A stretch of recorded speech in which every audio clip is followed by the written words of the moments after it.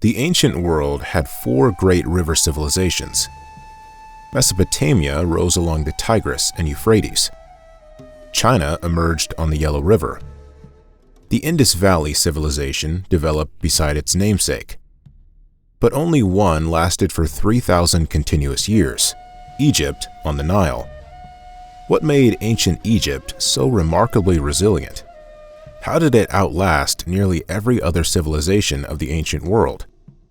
Today, we're charting the entire history of ancient Egypt, from the first farmers who settled beside the Nile's fertile banks to Cleopatra's fateful alliance with Rome. This isn't just about pyramids and mummies. It's about understanding how a civilization maintained its core identity through floods, famines, invasions, and occupations for over 30 centuries. Long before the Grand Pyramids cast their shadows across the desert, or pharaohs claimed divine right to rule, prehistoric Egypt was taking its first steps toward becoming one of history's most enduring civilizations. The story begins around 10,000 BCE, when the harsh North African climate was actually wetter and more hospitable. Early inhabitants lived as nomadic hunter-gatherers, moving seasonally to follow game and gather wild plants. These early Egyptians left behind tantalizing clues to their existence: stone tools scattered across ancient lake beds, and rock shelters decorated with images of wildlife now extinct in the region. As the climate gradually became drier around 7000 BCE, these nomadic groups began congregating along the Nile River, where water remained plentiful year-round. This shift marked one of humanity's most significant transitions, from hunting and gathering to settled agriculture. Early farmers cultivated barley and emmer wheat, domesticated cattle and goats, and established permanent villages along the river's banks. The Nile itself shaped every aspect of early Egyptian life. Unlike other ancient river civilizations that faced unpredictable flooding, the Nile's annual inundation occurred with remarkable regularity. Each summer, the river would rise, depositing mineral-rich silt across the floodplain. This natural fertilization created exceptionally fertile soil that supported abundant crops. The predictability of this cycle gave early Egyptians a profound sense of cosmic order that would later manifest in their religious and philosophical concepts. Early communities established complex burial practices that hint at sophisticated beliefs about death and afterlife.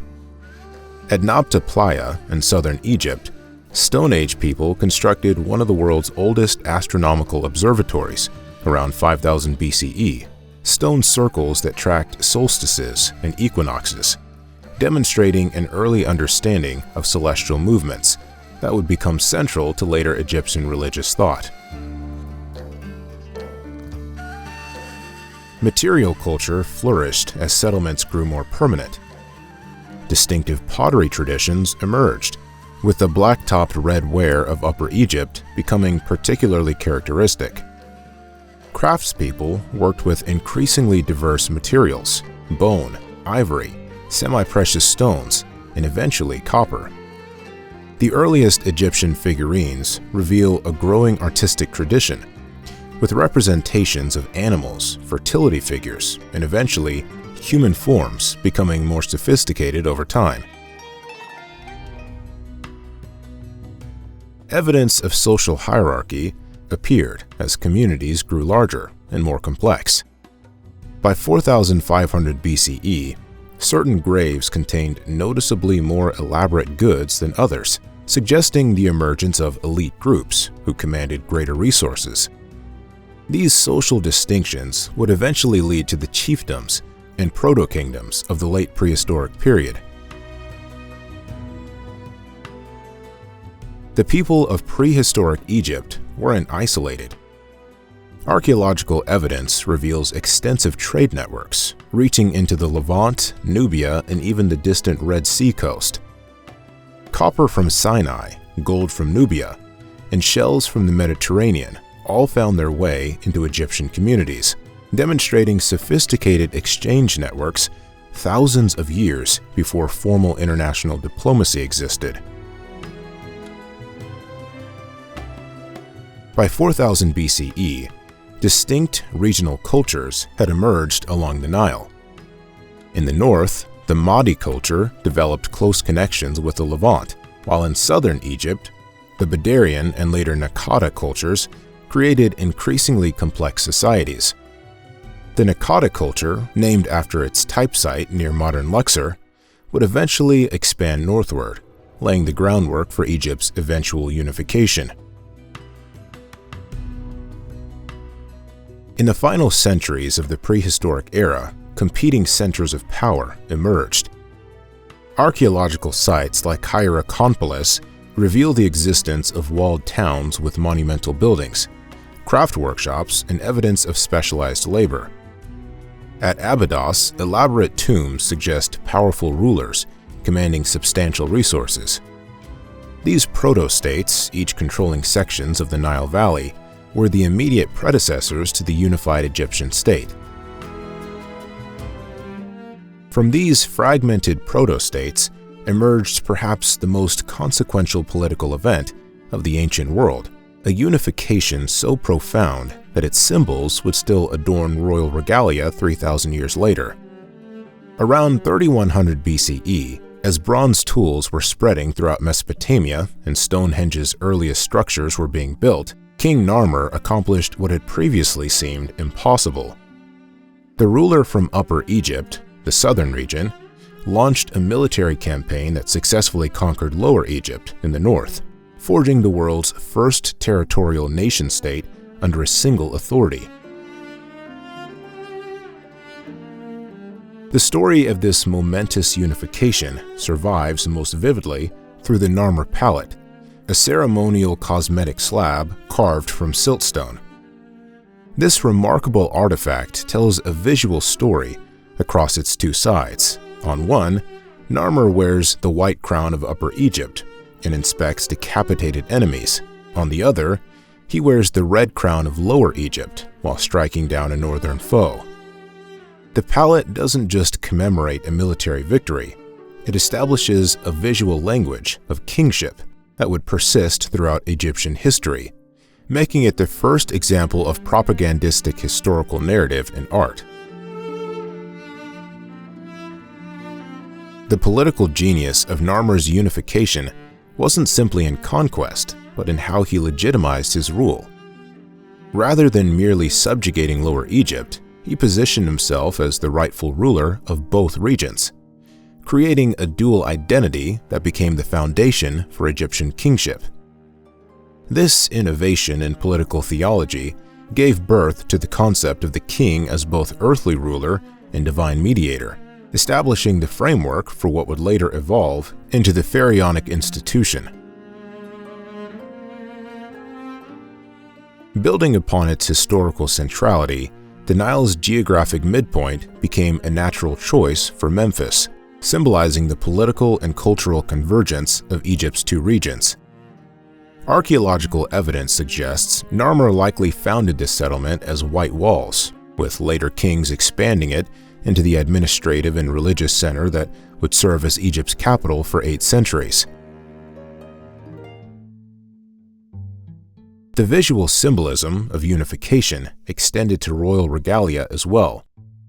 The most iconic symbol became the double crown, Beskent, which physically combined the white crown of Upper Egypt with the red crown of Lower Egypt. When worn together, these previously competing symbols created a powerful visual metaphor for the newly unified state. Similarly, the royal titulary began incorporating dual elements, the sedge plant symbolizing Upper Egypt and the bee representing Lower Egypt became standard elements and royal names.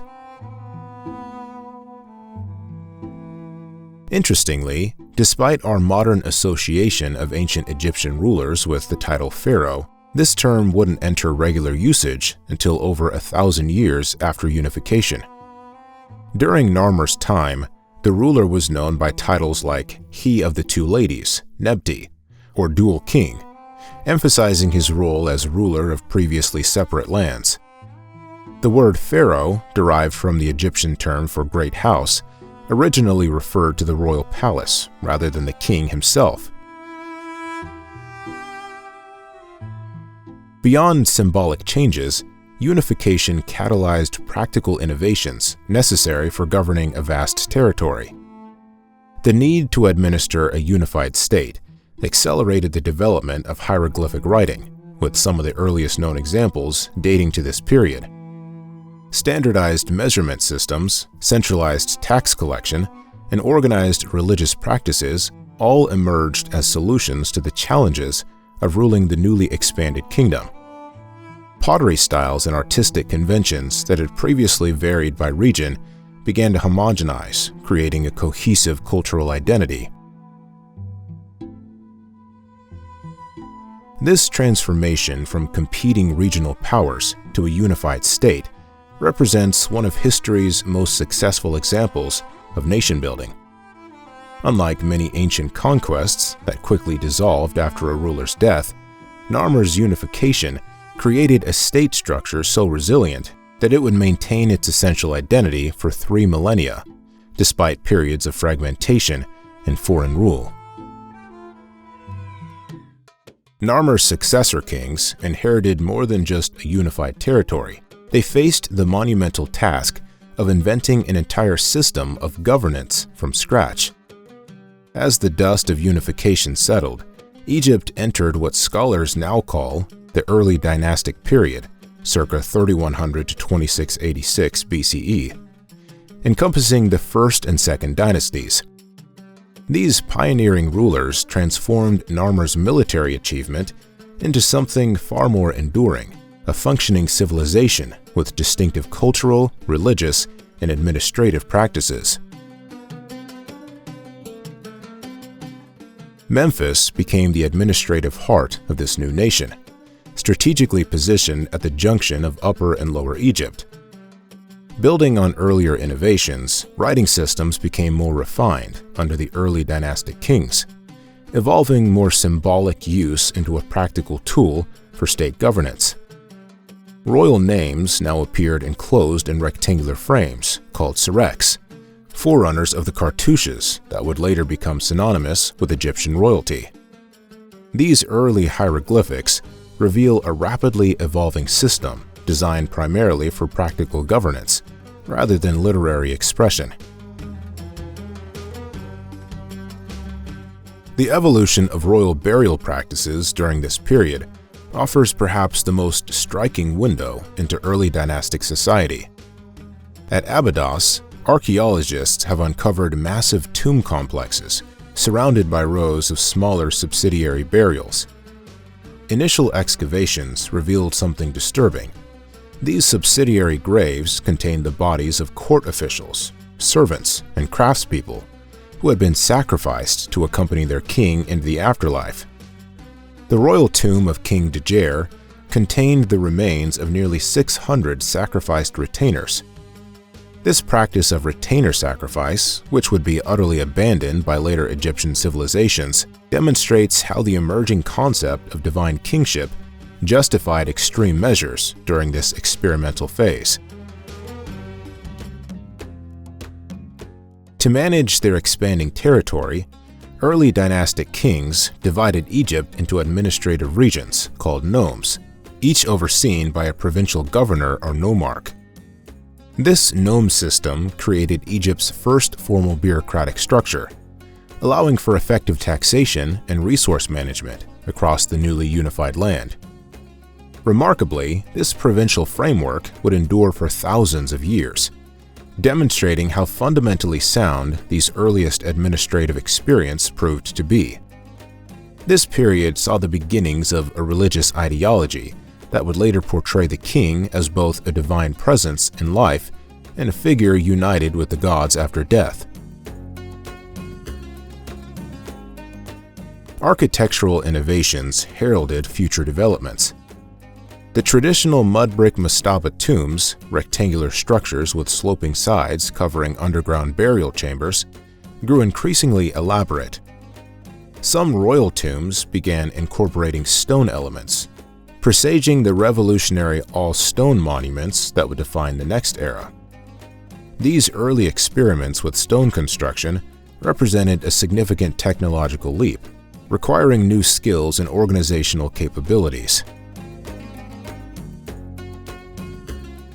The period wasn't without conflict. Evidence suggests tensions between competing power centers, particularly during the Second Dynasty, when inscriptions hint at religious conflicts concerning the gods Horus and Seth.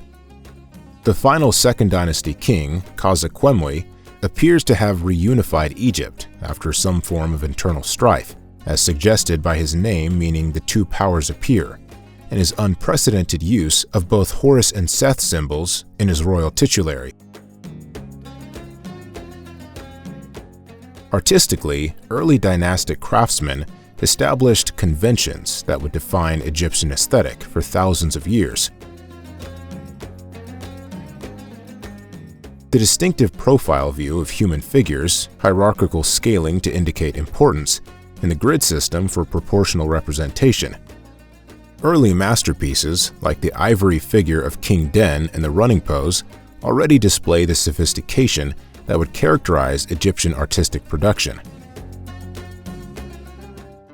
The story of how Egypt became one of history's greatest civilizations enters a transformative chapter with Dynasty III. Around 2686 BCE, as King Djoser ascended the throne, Egypt stood at the precipice of an extraordinary evolution.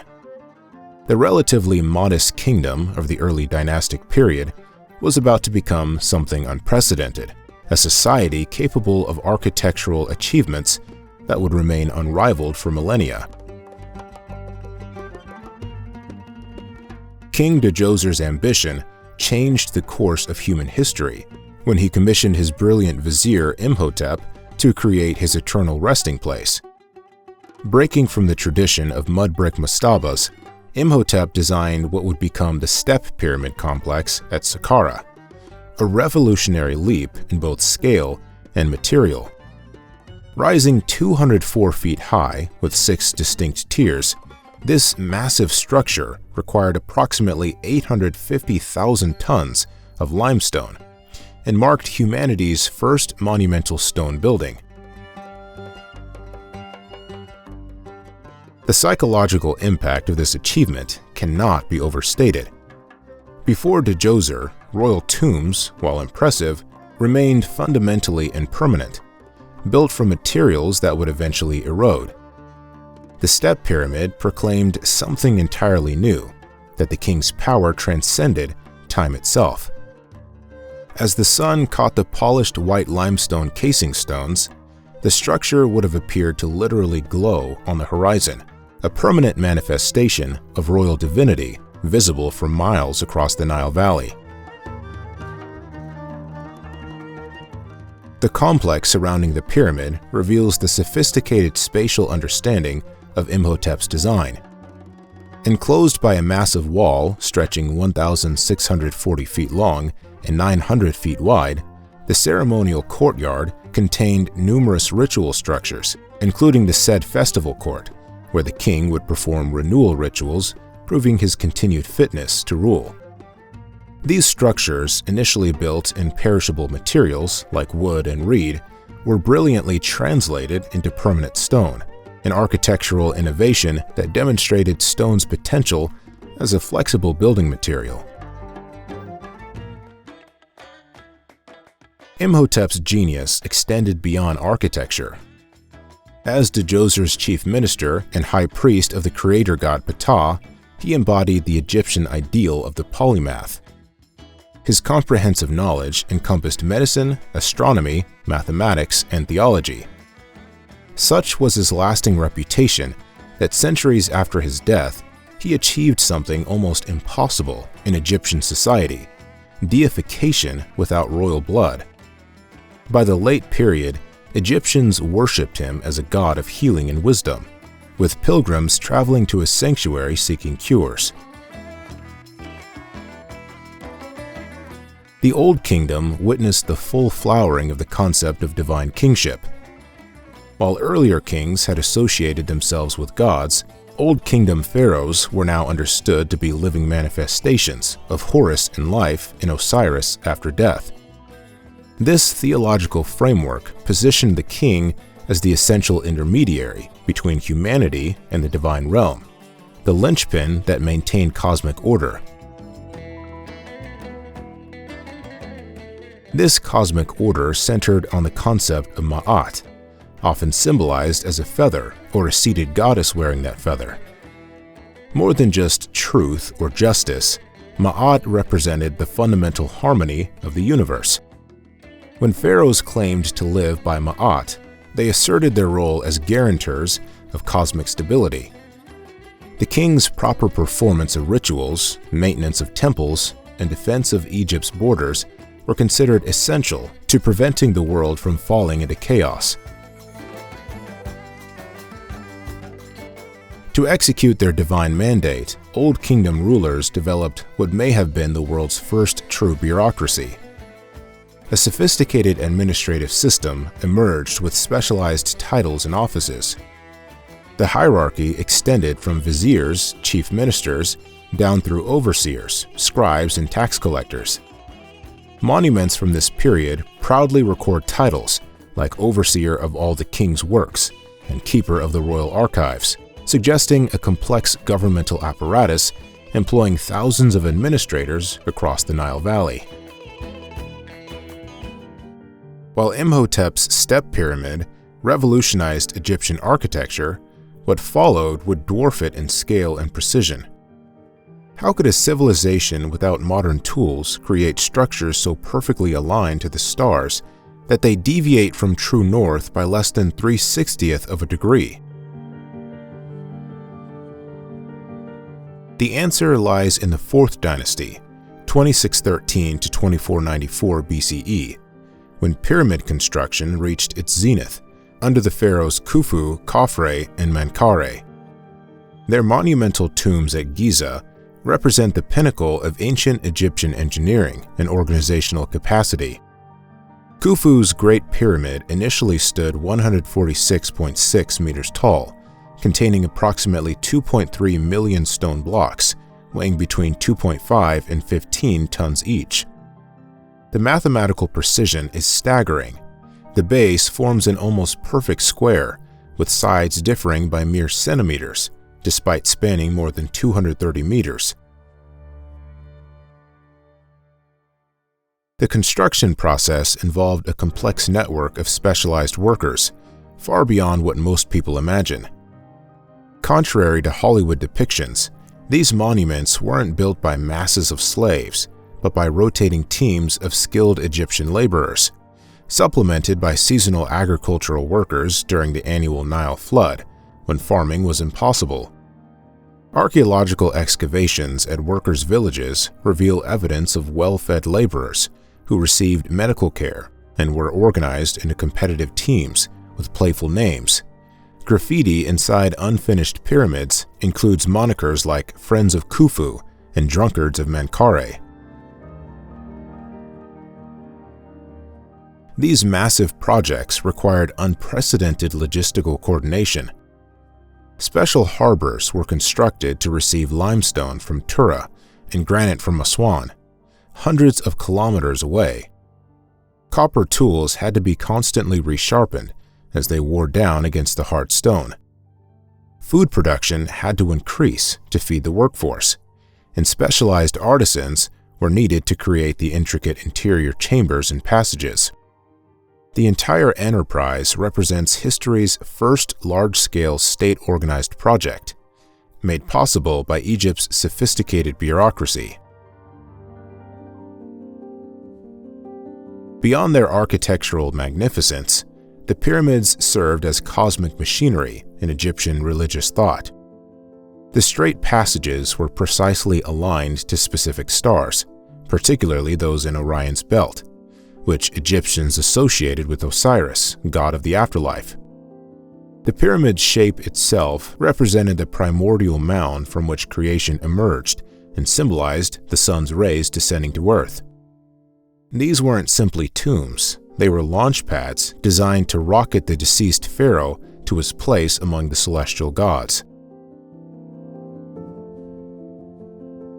Inside Khufu's pyramid, the king's chamber contains peculiar features that still puzzle archaeologists, including air shafts that don't actually ventilate the room, but instead point directly toward key stars in the ancient Egyptian sky. The sarcophagus in this chamber was too large to have been brought in through the existing passages, meaning it was placed there during construction, evidence of the meticulous advanced planning these projects required. The social implications of pyramid building were profound.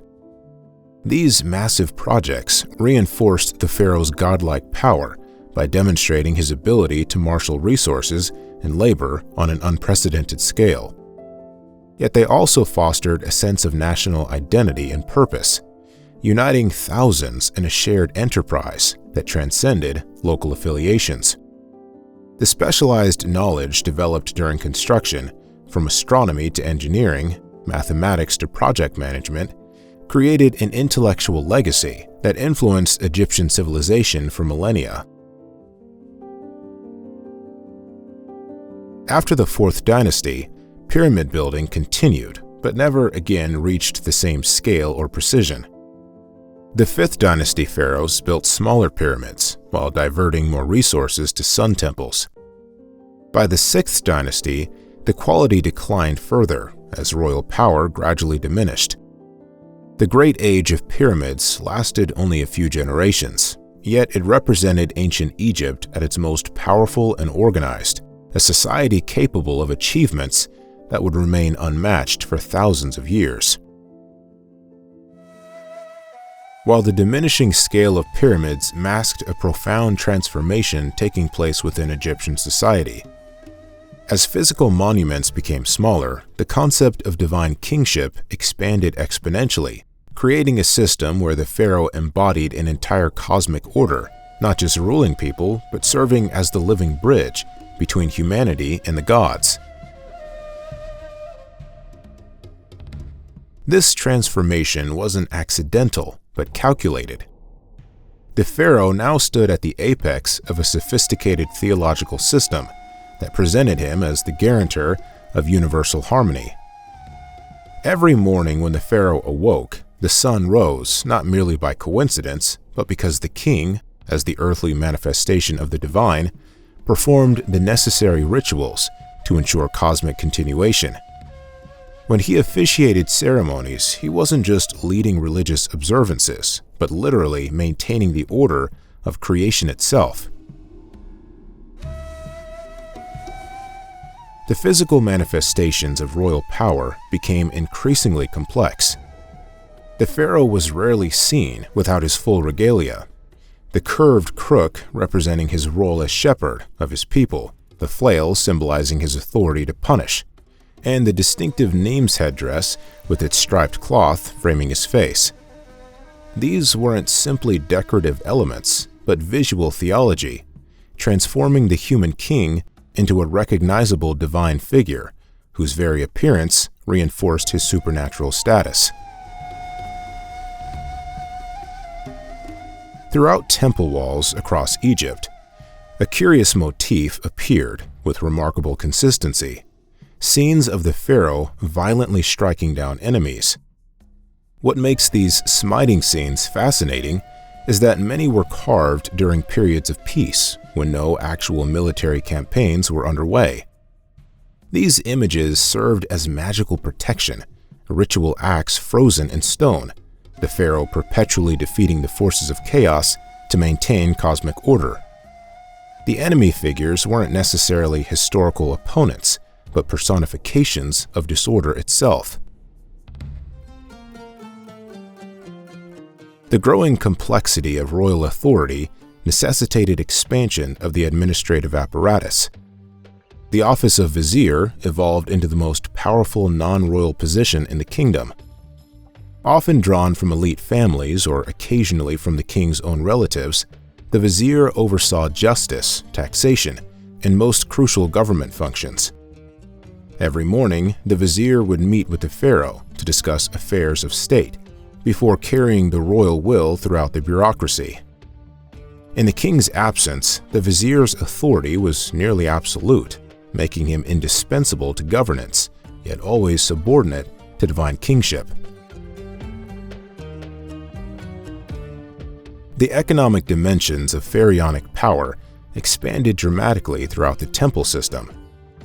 Massive temple complexes weren't simply houses of worship, but economic powerhouses that controlled vast agricultural estates, workshops, and labor forces.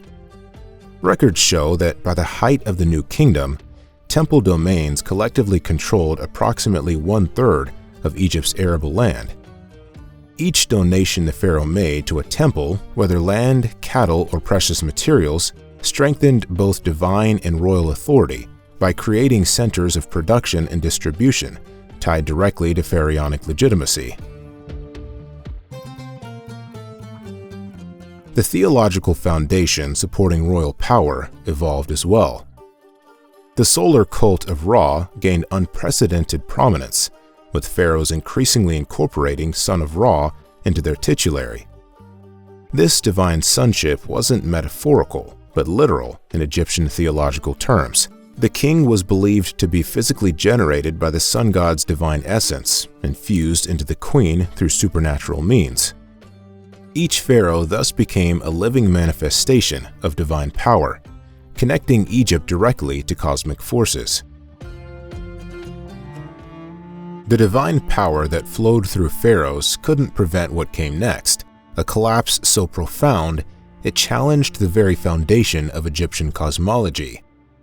What force could possibly topple a civilization where kings commanded the sun to rise and maintained universal order through their mere existence?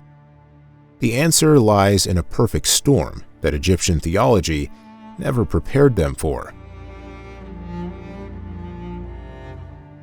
Around 2200 BCE, climate records reveal a severe drying trend across northeast Africa and the Middle East.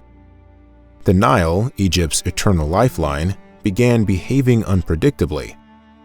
Years of low floods created agricultural devastation that the centralized state couldn't address. These environmental catastrophes struck at the heart of pharaonic legitimacy. If the king truly controlled cosmic forces, why were the fields barren and storehouses empty? As harvests failed year after year, the carefully constructed administrative apparatus began to crumble. Tax revenues plummeted while food prices soared, creating a fiscal crisis. The vast bureaucracy that had directed pyramid construction and managed national resources could no longer be maintained. More significantly, the ideology of divine kingship suffered a devastating blow. How could the people trust a living God who couldn't deliver the most basic necessity, food? Archaeological evidence at provincial cemeteries tells a revealing story. Nomarchs, who once served as extensions of royal authority, began styling themselves as independent rulers. Their tomb inscriptions no longer emphasized loyalty to the pharaoh, but instead highlighted their own achievements. One provincial governor, named Ankhtifi, proclaimed himself the great overlord of the nome and boasted, "I gave bread to the hungry and clothing to the naked. I brought life to the provinces when the sky was clouded and the earth parched with thirst."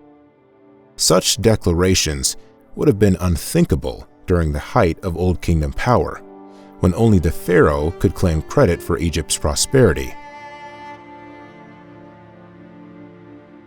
The rapid decentralization created a political domino effect.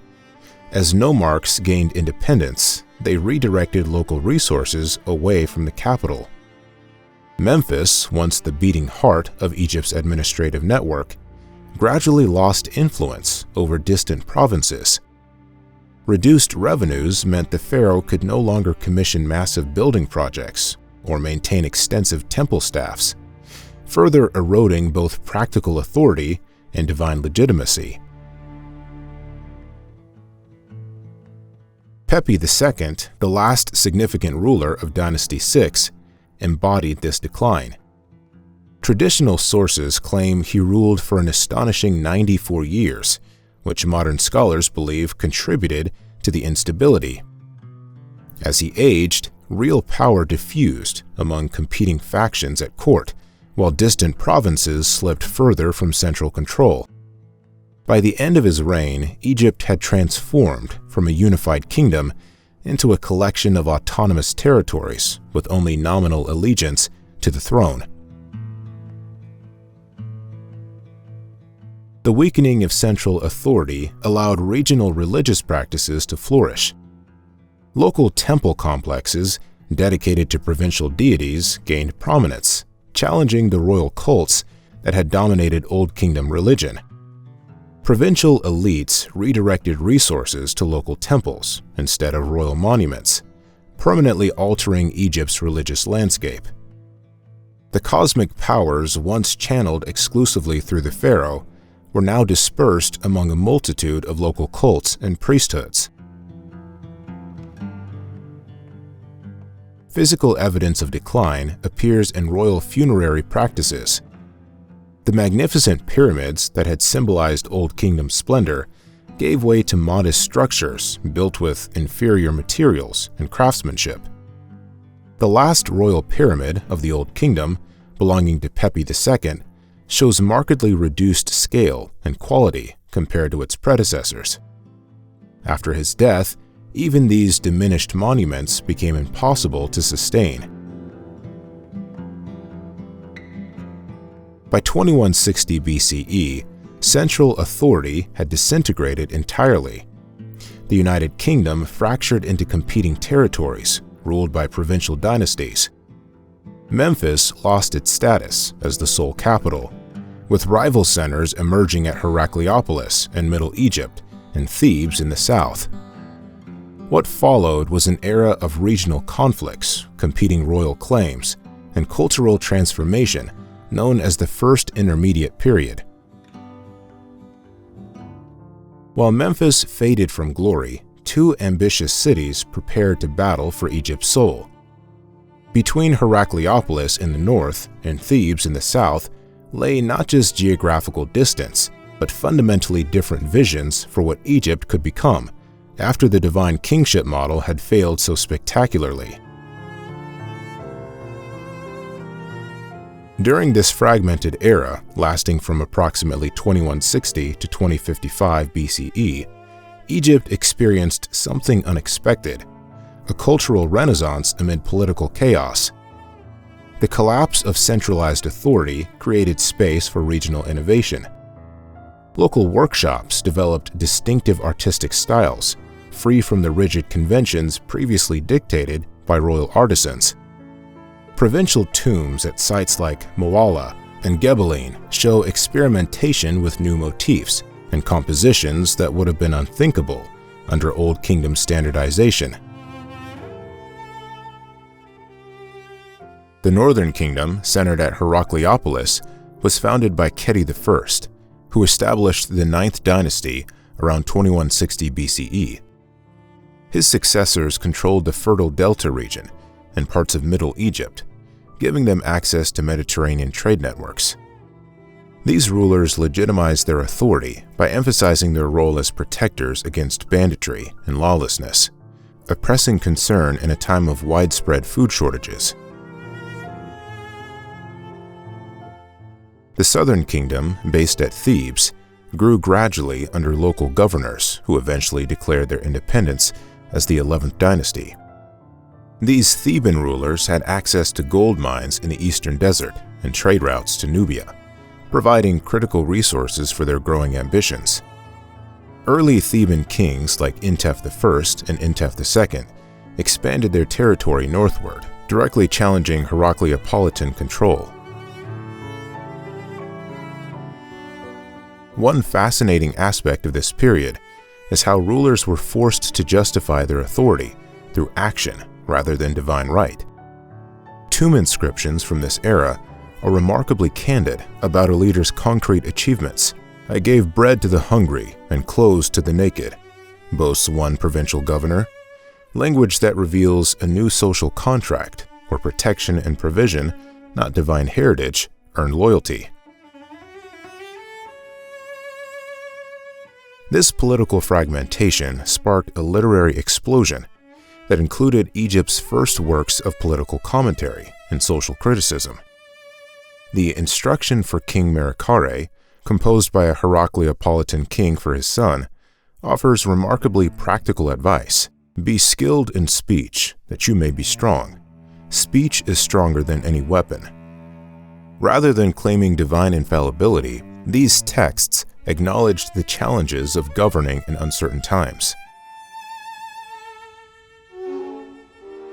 The Admonitions of Ipuwer presents an even more striking departure from traditional Egyptian optimism. This remarkable text depicts a world completely overturned. The poor man is full of joy, the wealthy man is sorrowful. He who never built for himself now owns bullocks. Some scholars interpret this as a reaction to actual social upheaval, while others see it as a cautionary tale, warning against the consequences of abandoning traditional hierarchy.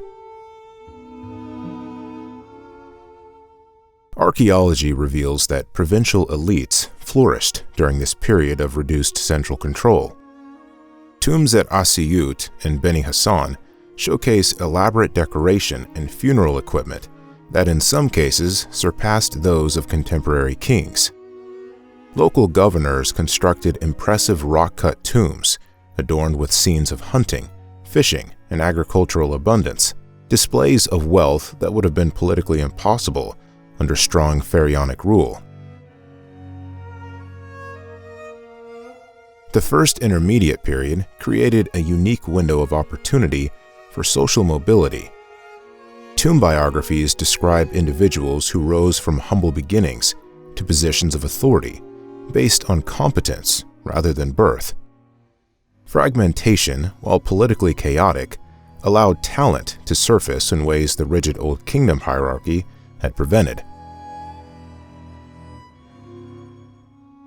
After nearly a century of division, Theban king Mentuhotep II began a successful campaign of reunification around 2055 BCE.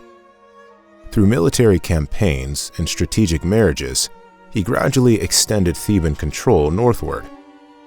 His victory was commemorated in his innovative mortuary complex at Deir el-Bahari, which combined traditional pyramid elements with new architectural features, reflecting Egypt's changed cultural landscape. From the ashes of the First Intermediate Period emerged not a simple restoration of old ways, but something revolutionary. While history remembers Mentuhotep II as Egypt's second unifier, what's often overlooked is how this reunification fundamentally rewrote the contract between ruler and ruled in ways that would echo through Egyptian civilization for the next 1,000 years. After securing military victory, Mentuhotep II faced the formidable challenge of healing a fractured society. The reunified kingdom required a new governing philosophy. Unlike the Old Kingdom pharaohs, who ruled from distinct Memphis, the Middle Kingdom rulers established their power center at Thebes, signaling a dramatic shift in Egypt's political geography. This wasn't merely a change of address, it represented a complete recalibration of Egyptian culture, religion, and governance. The rise of Thebes brought profound religious changes. The local deity, Amun, previously a minor god, began an ascent that would eventually transform him into Amun-Ra, the supreme state god. Royal propaganda skillfully merged this Theban deity with older traditions, creating theological continuity while establishing new religious authority. Mentuhotep II's coronation name, Nebe-Petre, meaning Lord of the Rudder is Ra, explicitly connected him to solar theology while maintaining distinctly Theban roots. Middle Kingdom rulers revolutionized the relationship between pharaoh and subject. Royal inscriptions and literature from this period reveal a remarkable shift in how kingship was framed. The famous Tale of the Eloquent Peasant presents a narrative where even a common farmer could demand justice from the system. This new ideal of accessible kingship was captured in texts advising rulers to speak ma'at, do ma'at, suggesting that divine order wasn't simply enforced from above, but actively performed through righteous governance. Architecture reflected this political transformation. Mentuhotep II's mortuary complex at Deir al-Bahari represents an architectural turning point, a structure built into the cliffs that combined elements of traditional pyramids with colonnaded terraces. This innovative design incorporated both upper and lower Egyptian elements, visually representing reunification while establishing a new architectural language that would inspire later monuments. The administrative system underwent complete reorganization. The Middle Kingdom introduced new titles and offices, with particular emphasis on provincial administration. The post of overseer of sealed things became especially important in managing Egypt's revitalized trade networks. Administrative papyri reveal sophisticated record-keeping systems, tracking everything from agricultural production to expedition personnel. Economic recovery demanded aggressive expansionism. The pharaohs dispatched military expeditions southward, establishing fortresses along the Nubian frontier at strategic locations like Buhen and Semna. These weren't merely defensive structures, they controlled crucial trade routes, accessing sub-Saharan Africa's resources. The Middle Kingdom saw renewed mining operations in the Sinai turquoise mines and expeditions to exotic locations like Punt, possibly modern Somalia, where ships returned with myrrh trees, ivory, and exotic animals. Military innovation accompanied this expansion. Middle Kingdom armies introduced composite bows, improved body armor, and the devastating Khopesh curved sword. The period's literature includes tactical texts describing ideal formation movements and battlefield strategies, revealing a newly professionalized military establishment. Literature blossomed during this Renaissance. The Middle Kingdom produced some of ancient Egypt's most enduring literary works. Philosophical wisdom texts, like the Instructions of Amenemhat, coexisted with adventure tales like The Shipwrecked Sailor, and contemplative works like the Dialogue of a Man with His Ba about the nature of death. These texts reveal a society engaged in cultural self-reflection, questioning traditional assumptions about authority, mortality, and meaning. Artistic conventions underwent dramatic transformation. Middle Kingdom sculpture abandoned the idealized perfection of Old Kingdom models, introducing naturalistic elements, including furrowed brows, lined faces, and expressions suggesting inner psychological states. Royal portraiture sometimes featured surprisingly realistic depictions of aging pharaohs, a significant departure from earlier artistic traditions emphasizing divine perfection. Those naturalistic royal portraits, revealing the burden of leadership, weren't merely artistic choices. They reflected the immense responsibilities shouldered by the 12th dynasty pharaohs. As marshlands transformed into farmland and fortress chains stretched along distant borders, Egypt entered a period of such remarkable achievement that even the pharaohs themselves began receiving divine worship during their lifetimes. The 12th dynasty, stretching from approximately 1991 to 1802 BCE, brought Egypt to unprecedented heights of administrative efficiency and cultural sophistication. The dynasty's founder, Amenemhat I, established patterns of governance that his successors would perfect over nearly 2 centuries of stable rule. The throne passed smoothly from father to son with remarkable consistency, a stark contrast to the fragmentation that had plagued earlier periods. Under Senusret I, Egypt's second 12th dynasty ruler, the kingdom embarked on an ambitious building program that would eventually dot the Nile Valley with monuments. This pharaoh commissioned temples from the delta to the Nubian frontier, including significant expansions at Karnak, where he erected massive granite pillars and established foundations that would support Egypt's most sacred complex for centuries to come. The Fayum region witnessed the dynasty's most impressive engineering achievements. This natural depression southwest of Memphis had been mostly marshland, but the pharaohs, particularly Amenemhat III, transformed it through a complex network of canals, dikes, and irrigation systems.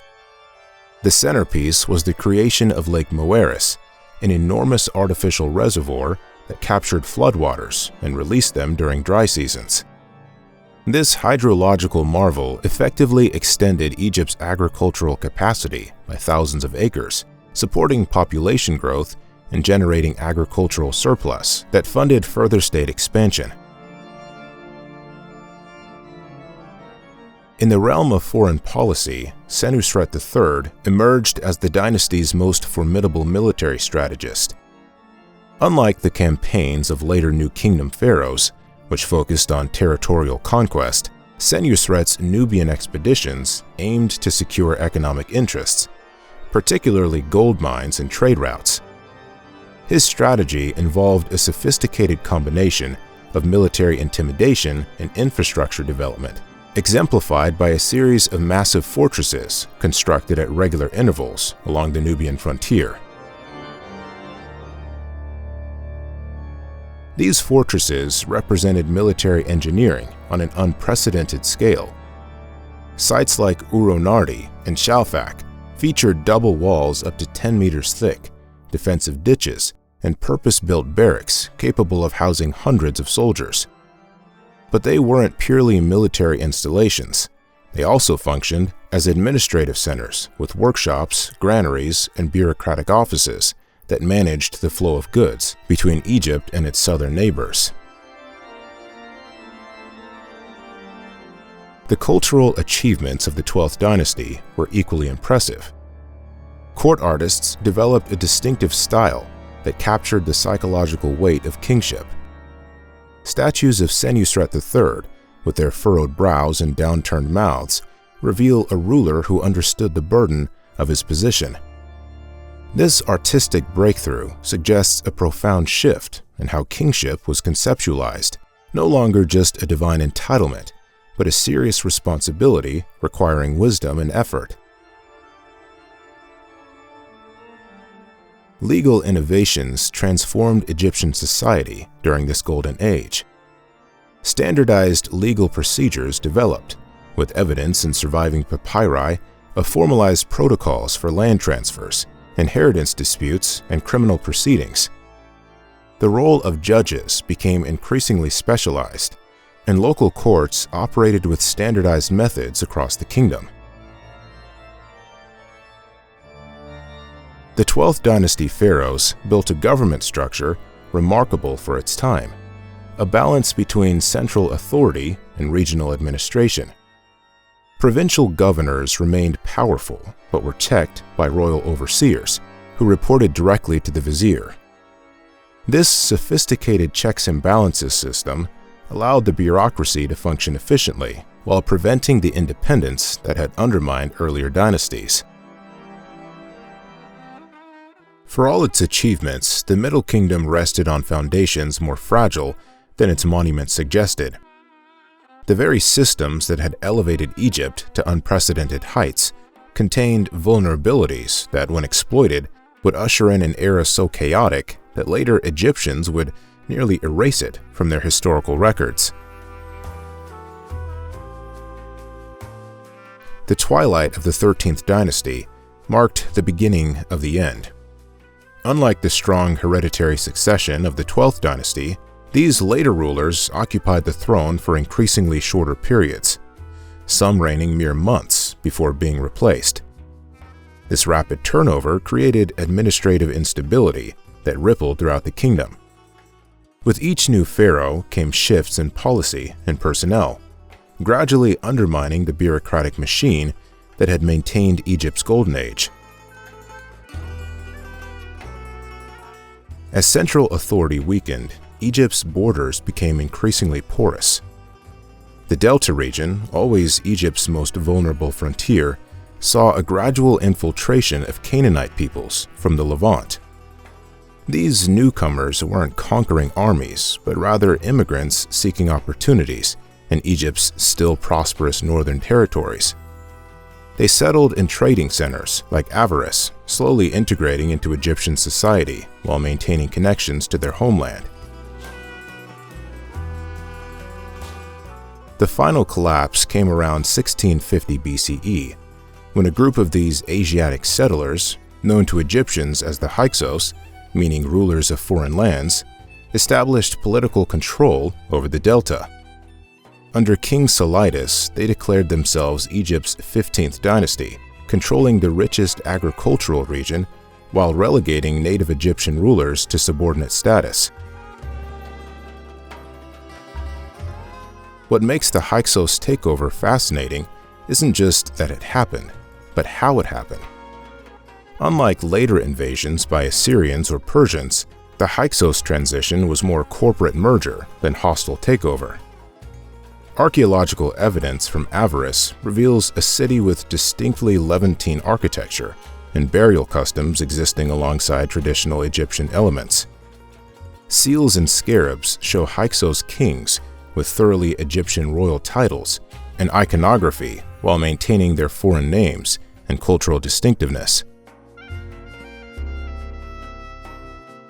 The military revolution they brought transformed warfare in North Africa permanently. Having originated in the militarized zone between Mesopotamia and Egypt, the Hyksos introduced horse-drawn chariots with composite wheels designed for speed rather than weight. These mobile platforms allowed archers to strike and retreat before infantry could respond, a tactical advantage Egypt had never encountered. The Hyksos also brought improved metallurgy, producing bronze weapons stronger than anything in Egypt's arsenal. Meanwhile, in Upper Egypt, particularly Thebes, native Egyptian dynasties maintained independence. The archaeological record shows the 17th dynasty rulers gradually adopting Hyksos military innovations while cultivating a narrative of resistance against foreign domination. Tombs from this period reveal a strong duality, traditionally Egyptian in many respects, yet incorporating foreign weapons and military imagery. What makes this period particularly difficult to reconstruct is the scarcity of official documentation. Administrative papyri virtually disappear compared to the meticulous record-keeping of the Middle Kingdom. Historians piece together events from private inscriptions, archaeological remains, and later accounts that are colored by nationalistic sentiment. Even determining the sequence of kings during this period remains contentious among scholars. The Hyksos period wasn't simply a dark age of foreign oppression, as later Egyptian propagandists would claim. Cultural exchange flowed in both directions. Hyksos rulers adopted Egyptian administrative practices, worshipped Egyptian deities, particularly Set, who became associated with their storm god, and employed Egyptian-style monumental architecture. Religious texts from this period show innovative theological combinations that would influence later traditions. After nearly a century of divided rule, tensions between Thebes and Avaris escalated into open conflict. The mummy of Theban king Seqenenre Tao tells a violent story. His skull bears multiple wounds from Hyksos-style battle axes, suggesting he died in combat against northern forces. His son Kamose continued the struggle, leaving behind a victory stela that captures the nationalistic fervor of the resistance. "Why do I contemplate my strength while there is a ruler in Avaris and another in Kush, An Isit united with an Asiatic and a Nubian, each man holding his slice of Egypt. The new kingdom began not with a whimper, but with a resounding victory that would alter Egypt's destiny forever. After a century of foreign rule under the Hyksos, Ahmose I, a determined Theban prince, launched a relentless campaign to reclaim Egypt's sovereignty and dignity. Following in the footsteps of his father Seqenenre Tao and brother Kamose, who had both died fighting the Hyksos, Ahmose finally succeeded in driving the foreign rulers from Egyptian soil around 1550 BCE, reunifying the fractured nation and establishing the 18th dynasty. This victory represented more than simple liberation. It fundamentally transformed Egypt's worldview. Bitter memories of foreign domination left an indelible mark on Egyptian consciousness, creating a lasting determination to prevent such humiliation from ever happening again.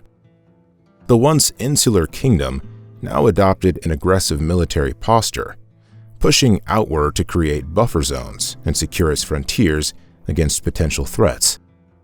Egypt was no longer content with splendid isolation. It sought to control its destiny by dominating neighboring lands. The military that made this expansion possible underwent a complete revolution in tactics and organization. The Egyptians, ironically, learned from their former Hyksos rulers, adopting and improving upon their military innovations. The chariot became the centerpiece of Egyptian warfare, a mobile platform from which archers could rain arrows on enemy formations before swift retreat. Military careers became prestigious pathways to power, with successful generals often rewarded with vast estates and political influence. The army itself became a permanent institution rather than an ad hoc force raised for specific campaigns. Thebes remained the spiritual and administrative heart of this new Egypt, its importance reinforced by massive construction projects that celebrated the victorious dynasty. But the true power behind the throne increasingly rested with the priesthood of Amun, who had supported the Theban royal family during their struggle against the Hyksos. In gratitude, Ahmose and his successors lavished unprecedented wealth and authority upon Amun's temples, elevating this once regional deity to unprecedented prominence. The merging of Amun with the sun god Ra created a supreme deity whose earthly representatives wielded immense political and economic power. The economic engine that fueled this new imperial age ran on the gold mines of Nubia, the tribute of conquered peoples, and the reopening of trade routes that had been disrupted during the Second Intermediate Period. Ahmose not only rebuilt what had been destroyed, but expanded Egypt's infrastructure, commissioning new quarries and trading expeditions to secure the luxury goods that the elite craved. Stone, timber, and exotic materials flowed into Egypt in quantities never before seen, enabling a construction boom that would reshape the landscape. Military conquest alone did not secure Egypt's new position. Diplomatic marriages, treaties, and the careful placement of loyal administrators created a complex network of relationships that bound foreign territories to Egyptian interests. The children of foreign rulers were often brought to Egypt for education, a form of honored hostage-taking that ensured their parents' continued loyalty, while simultaneously exposing the next generation of leaders to Egyptian culture and values. The court culture that developed during this period reflected Egypt's new cosmopolitan character. Foreign influences in art, language, and fashion became prestigious rather than rejected. The royal family embraced certain aspects of international style, while maintaining distinctly Egyptian religious practices and royal iconography. This cultural flowering would reach its peak in the successive reigns of Hatshepsut and Thutmose III, when Egyptian art and architecture achieved new heights of refinement and expression. This pragmatic adaptation of foreign ideas would soon yield dividends beyond anything Egypt's rulers could have imagined.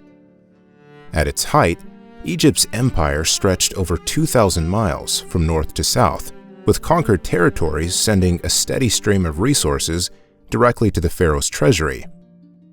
The ambitious rulers of the 18th dynasty transformed what had begun as a defensive strategy into an unprecedented imperial machine. Thutmose I pushed Egypt's boundaries further than any previous ruler, campaigning deep into Syria and establishing a frontier at the Euphrates River. This remarkable expansion was commemorated when he erected a victory stela beside the river, declaring Egypt's northeastern boundary to the world. But it was his grandson, Thutmose III, who truly earned his reputation as Egypt's greatest military leader. Taking the throne after Hatshepsut's death, he conducted an astonishing 17 campaigns over 20 years, systematically subduing territories from Sudan to Syria. His most celebrated victory came at Megiddo, where he faced a coalition of Canaanite princes. When his generals advised taking the safe route around the city, Thutmose boldly declared, "I shall go on this road of Megiddo. If you really love me, follow me."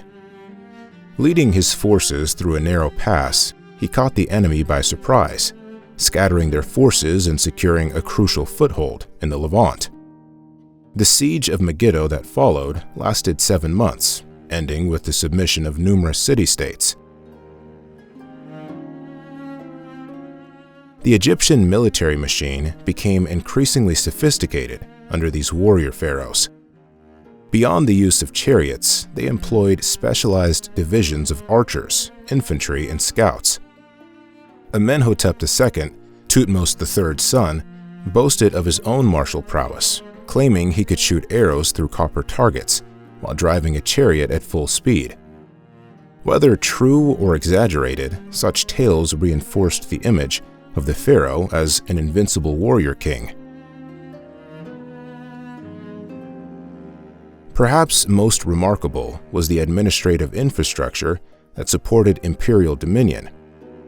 Egypt established garrison towns throughout its conquered territories, each with military commanders, tax collectors, and diplomatic representatives.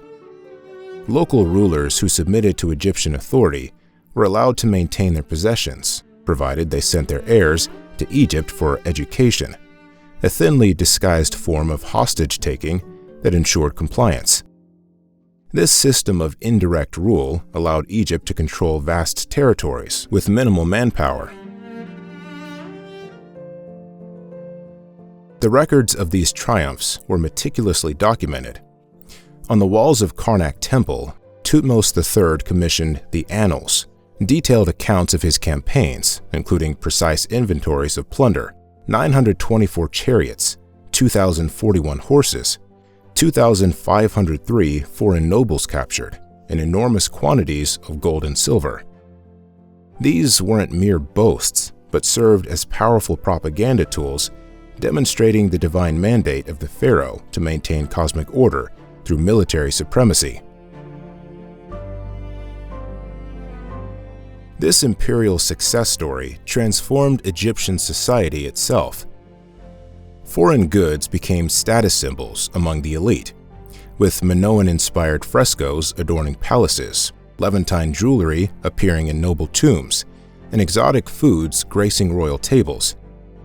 Canaanite gods like Baal and Astarte were incorporated into Egyptian religious practices. Even the Egyptian language absorbed hundreds of loanwords from its subject peoples, particularly military and trade terminology. The empire also created a new class of officials with international experience and multilingual skills. Royal messengers traveled between courts, carrying diplomatic correspondence, while spies disguised as merchants gathered intelligence on potential threats. The famous Amarna letters, diplomatic correspondence written in Akkadian cuneiform, reveal a sophisticated network of relationships between Egypt and other great powers, including the Hittites, Mitanni, Assyrians, and Babylonians. Among those pharaohs who expanded Egyptian monuments, one stands apart, not for military triumphs, but for shattering ancient gender barriers. When Thutmose II died unexpectedly around 1479 BCE, no one could have predicted that his widow would transform from queen regent to Egypt's most successful female pharaoh, a ruler whose legacy would be so threatening that future kings would attempt to chisel her very existence from history. Hatshepsut began her reign conventionally enough, serving as regent for her young stepson, Thutmose III. But within a few years, she had taken an unprecedented step, declaring herself king of Upper and Lower Egypt. This wasn't merely a change in title. Hatshepsut systematically rewrote the rules of Egyptian kingship, commissioning statues that showed her in the traditional male regalia, complete with the false beard worn by pharaohs, while maintaining her identity as a woman. In some depictions, she appears with a masculine physique. In others, her feminine features remain visible beneath royal symbols of power. The political maneuvering behind Hatshepsut's rise reveals her diplomatic genius. Rather than displacing Thutmose III entirely, she maintained him as co-ruler, while gradually claiming the primary royal authority. She secured the crucial support of high officials, particularly Senenmut, who rose from humble origins to become her chief architect and possibly her closest confidant. Her power base extended to the influential priesthood of Amun, whose temples she expanded generously, ensuring divine endorsement of her unconventional rule. Hatshepsut's reign stands out for prioritizing economic prosperity over military expansion. While her male predecessors and successors measured greatness in battlefield victories, she focused on rebuilding Egypt's trading networks. Her most famous diplomatic achievement was the expedition to the land of Punt, immortalized in detailed reliefs at her mortuary temple. These carvings show Egyptian ships laden with myrrh trees, frankincense, gold, ivory, and exotic animals, including baboons and leopards. The Punt expedition wasn't just a commercial success, it was a masterpiece of political theater, displaying Egypt's reach and Hatshepsut's ability to acquire exotic luxury goods without warfare. Architecturally, Hatshepsut transformed Egypt's landscape. Her crowning achievement, the mortuary temple at Deir al-Bahri, represents one of ancient Egypt's most innovative designs. Built into the cliffs opposite Thebes, its elegant terraced structure with colonnaded facades creates a perfect harmony between architectural precision and natural landscape. The temple served multiple purposes: a monument to her reign, a venue for her mortuary cult, and powerful propaganda demonstrating her legitimacy as pharaoh. To solidify her claim to the throne, Hatshepsut employed theology with remarkable sophistication. She commissioned reliefs depicting her divine conception. The god Amun had taken the form of her father Thutmose I and visited her mother, making Hatshepsut not just royally born, but divinely conceived. This origin story elevated her claim above mere human politics to the realm of cosmic inevitability. She also emphasized her role in maintaining Ma'at, the fundamental cosmic order, by restoring monuments, reopening trade routes, and celebrating religious festivals with unprecedented magnificence. For approximately 22 years, Hatshepsut ruled a peaceful and prosperous Egypt. Yet after her death, her successor, Thutmose III, now ruling alone, began a systematic campaign to remove her from official history. Her name and image were chiseled from monuments, her statues toppled and broken, her achievements reassigned to male pharaohs. This attempted erasure wasn't merely personal revenge. It represented an effort to restore the exclusive male nature of Egyptian kingship that Hatshepsut had so effectively challenged. The Egyptian history features few true revolutionaries, but the pharaoh who would come to be known as Akhenaten took a radical approach that would create such profound shockwaves that Egyptians would later do everything possible to pretend it never happened. While earlier pharaohs like Hatshepsut challenged tradition within existing frameworks, Amenhotep IV shattered Egypt's foundational religious system entirely. Born around 1380 BCE, Amenhotep IV initially ruled conventionally, but in his fifth regnal year, he underwent a spiritual transformation that would alter Egyptian society dramatically. The traditional pantheon of gods, Amun, Ra, Osiris, Isis, and hundreds more, suddenly became secondary to a single deity, the Aten, represented as a sun disk with rays ending in hands. This wasn't merely elevating one god above others, it was effectively canceling the worship of all other deities. To cement this religious revolution, Amenhotep IV changed his birth name to Akhenaten, meaning effective spirit of the Aten, signaling a complete break with tradition. More dramatically, he abandoned the ancient capital of Thebes with its massive Amun temples and established an entirely new city in the desert. Named Akhenaten, Horizon of the Aten, this planned metropolis, modern-day Amarna, rose within just a few years, featuring open-air temples where the sun's rays could directly touch altars, palaces with no roofs, and broad avenues aligned with the sun's path. The revolution extended beyond religion into art and culture. Egyptian artistic conventions that had remained largely unchanged for over 1,000 years were suddenly replaced with a style so distinctive, archaeologists immediately recognize Amarna art. Royal figures, particularly Akhenaten himself, appeared with elongated skulls, feminine hips, thick lips, and spindly limbs. More remarkably, the pharaoh was depicted in intimate family scenes, kissing his children, dining with his wife, or simply relaxing, humanizing the god king in unprecedented ways. Queen Nefertiti, whose name means the beautiful one has come, wasn't merely a consort, but a co-ruler who appeared in scenes traditionally reserved for kings.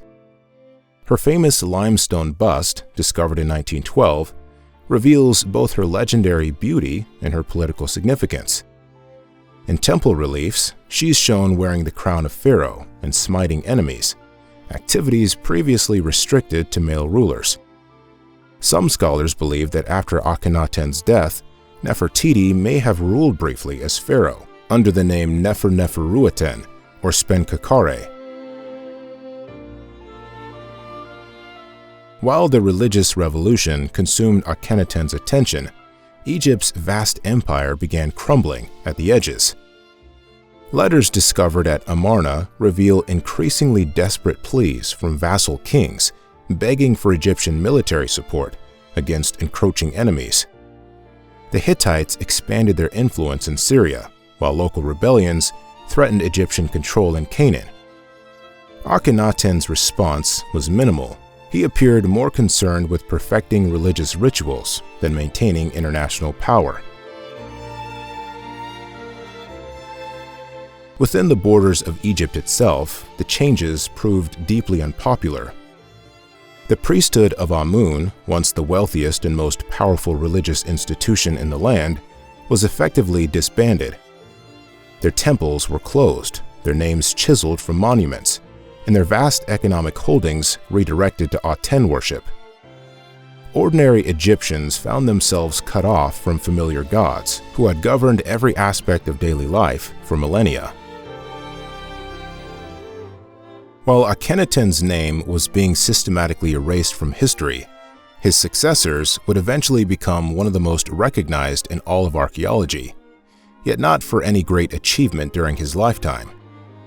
The paradox of Tutankhamun lies in how his unremarkable reign produced history's most remarkable archaeological discovery. In the aftermath of Akhenaten's religious revolution, Egypt found itself with a child king, a boy of merely 9 years old. Tutankhamun inherited not just a throne, but a kingdom in spiritual crisis. The court officials who truly held power, particularly the elderly advisor Ai and the military commander Horemheb, recognized the urgent need to restore Egypt's traditional religious order. These men had weathered Akhenaten's revolution, watching as Egypt's international standing diminished and its internal cohesion fractured. Now, with the malleable young ruler as their figurehead, they swiftly began undoing the damage. The most significant policy document of Tutankhamun's reign was the Restoration Stela, a proclamation that painted a grim picture of Egypt under Atenism. The temples and the cities of the gods and goddesses were fallen into decay, and their shrines were fallen into ruin, having become mere mounds of rubble with weeds growing. The stela represented more than administrative reform. It was a theological correction, justifying the return to orthodoxy by describing the gods' abandonment of Egypt during Akhenaten's heresy. Behind this royal decree stood Ai, Tutankhamun's vizier and likely grandfather or great-uncle. Ai had survived the Amarna period by adapting to Akhenaten's religious demands while maintaining traditional connections. Now, with a child king under his guidance, Ai orchestrated Egypt's religious revival. Alongside him, General Horemheb managed military affairs, working to rebuild Egypt's neglected international relations and defensive capabilities. The young king became the perfect vessel for religious restoration. Buildings at Karnak Temple show Tutankhamun making offerings to Amun-Ra and other traditional deities. Skilled craftsmen were recalled to repair damaged statues of the gods. Tutankhamun cartouches appear on restored monuments throughout Egypt, symbolically reclaiming them for Orthodox religion. Far from mere religious posturing, these acts represented a desperate bid to restore Ma'at, cosmic order, to a kingdom believed to have fallen into chaos under Akhenaten. Despite these efforts, Tutankhamun's actual control over state affairs remained limited throughout his short life. DNA analysis of his mummy confirms he suffered from multiple physical ailments, including a clubfoot that required him to use walking sticks, as confirmed by the dozens found in his tomb. Analysis also revealed evidence of malaria infections that may have weakened his already fragile constitution. These health challenges, possibly resulting from the royal family's practice of consanguineous marriages, limited his personal impact on governance. When Tutankhamun died unexpectedly, around age 18 or 19, he left no heir to the throne. His young widow, Akhenaten, was placed in a precarious position. Archaeological evidence suggests she may have written desperate letters to the Hittite king, requesting one of his sons as a husband, a remarkable diplomatic gamble that ultimately failed. Instead, the elderly Ai assumed the throne, marrying Akhenaten to legitimize his claim, before Horemheb eventually succeeded him. These military men would complete the erasure of the Amarna period from official history. Had history unfolded differently, Tutankhamun might have remained a forgotten transitional figure. However, in 1922, Howard Carter's discovery of his nearly intact tomb in the Valley of the Kings transformed this minor king into archaeology's greatest celebrity. The spectacular funerary artifacts, including the solid gold mask that has become the very symbol of ancient Egypt, revealed the incredible artistry of the period. The 5,398 cataloged items from his burial chamber provide our most comprehensive window into royal funeral practices of the new kingdom. After Egypt's religious restoration under Tutankhamun, the empire needed something more than just a return to tradition. It needed a ruler whose legacy would be carved not just in stone, but in the very consciousness of civilization. While many pharaohs claimed divine status, only one would successfully blur the line between man and God so effectively that 3,000 years later, we still know him simply as the Great. Born into the 19th dynasty around 1303 BCE, Ramses II ascended to the throne in his early 20s, following the brief reign of his father, Seti I. What followed was an unprecedented 66-year period of rule that would transform Egypt's landscape, both physically and culturally. By the time of his death, at the remarkable age of 90, Ramses had fathered over 100 children with his numerous wives and concubines, effectively creating his own dynasty within a dynasty. The scale of Ramses' architectural ambitions remains almost incomprehensible. While previous pharaohs built impressive monuments, Ramses built on a scale that bordered on the obsessive. The temples at Abu Simbel stand as perhaps his most extraordinary achievement. Massive structures carved directly into sandstone cliffs overlooking the Nile. The main temple's entrance is flanked by 4 colossal seated figures of Ramses himself, each reaching 66 feet in height. Most ingeniously, the temple was designed with perfect astronomical alignment, so that twice a year, on February 22nd and October 22nd, the rising sun penetrates the entire length of the temple to illuminate statues of Ramses and the gods Amun and Ra, leaving only the god of the underworld, Ptah, symbolically in darkness. Beyond Abu Simbel, Ramses expanded or constructed over a dozen major temples, countless statues, and entire cities. His mortuary temple, the Ramesseum, contained a seated colossus weighing over 1,000 tons, a feat of engineering that would challenge modern construction capabilities. At Karnak and Luxor, massive columns and courtyards bore his name, while his new capital, Pi Ramses in the Delta, became one of the largest cities in the ancient world, described in texts as sparkling like the horizon of heaven. While remembered primarily as a builder, Ramses established his military reputation early. In the 5th year of his reign, he led an ambitious campaign against the Hittite Empire at Kadesh in modern Syria. Though nearly ending in disaster when he was separated from most of his army, Ramses claimed a miraculous victory, allegedly fighting off thousands of enemies single-handedly until reinforcements arrived. The battle reality was likely closer to a stalemate, but Ramses' propaganda machine transformed it into Egypt's greatest triumph, depicted on temple walls throughout the kingdom with increasingly elaborate embellishments. This campaign eventually led to the world's first recorded peace treaty in 1258 BCE. Inscribed in both hieroglyphics and Hittite cuneiform, the agreement established boundaries, military alliance, and even extradition policies between the two superpowers. The treaty proved so historically significant that a replica now hangs at the United Nations headquarters in New York as a symbol of ancient diplomacy.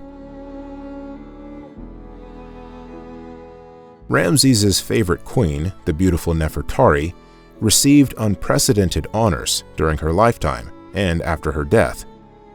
Her tomb in the Valley of the Queens contains some of the most exquisite paintings ever created in ancient Egypt, with vibrant colors still visible after more than 3 millennia. When she died, Ramses commissioned a massive temple at Abu Simbel, specially dedicated to her and the goddess Hathor.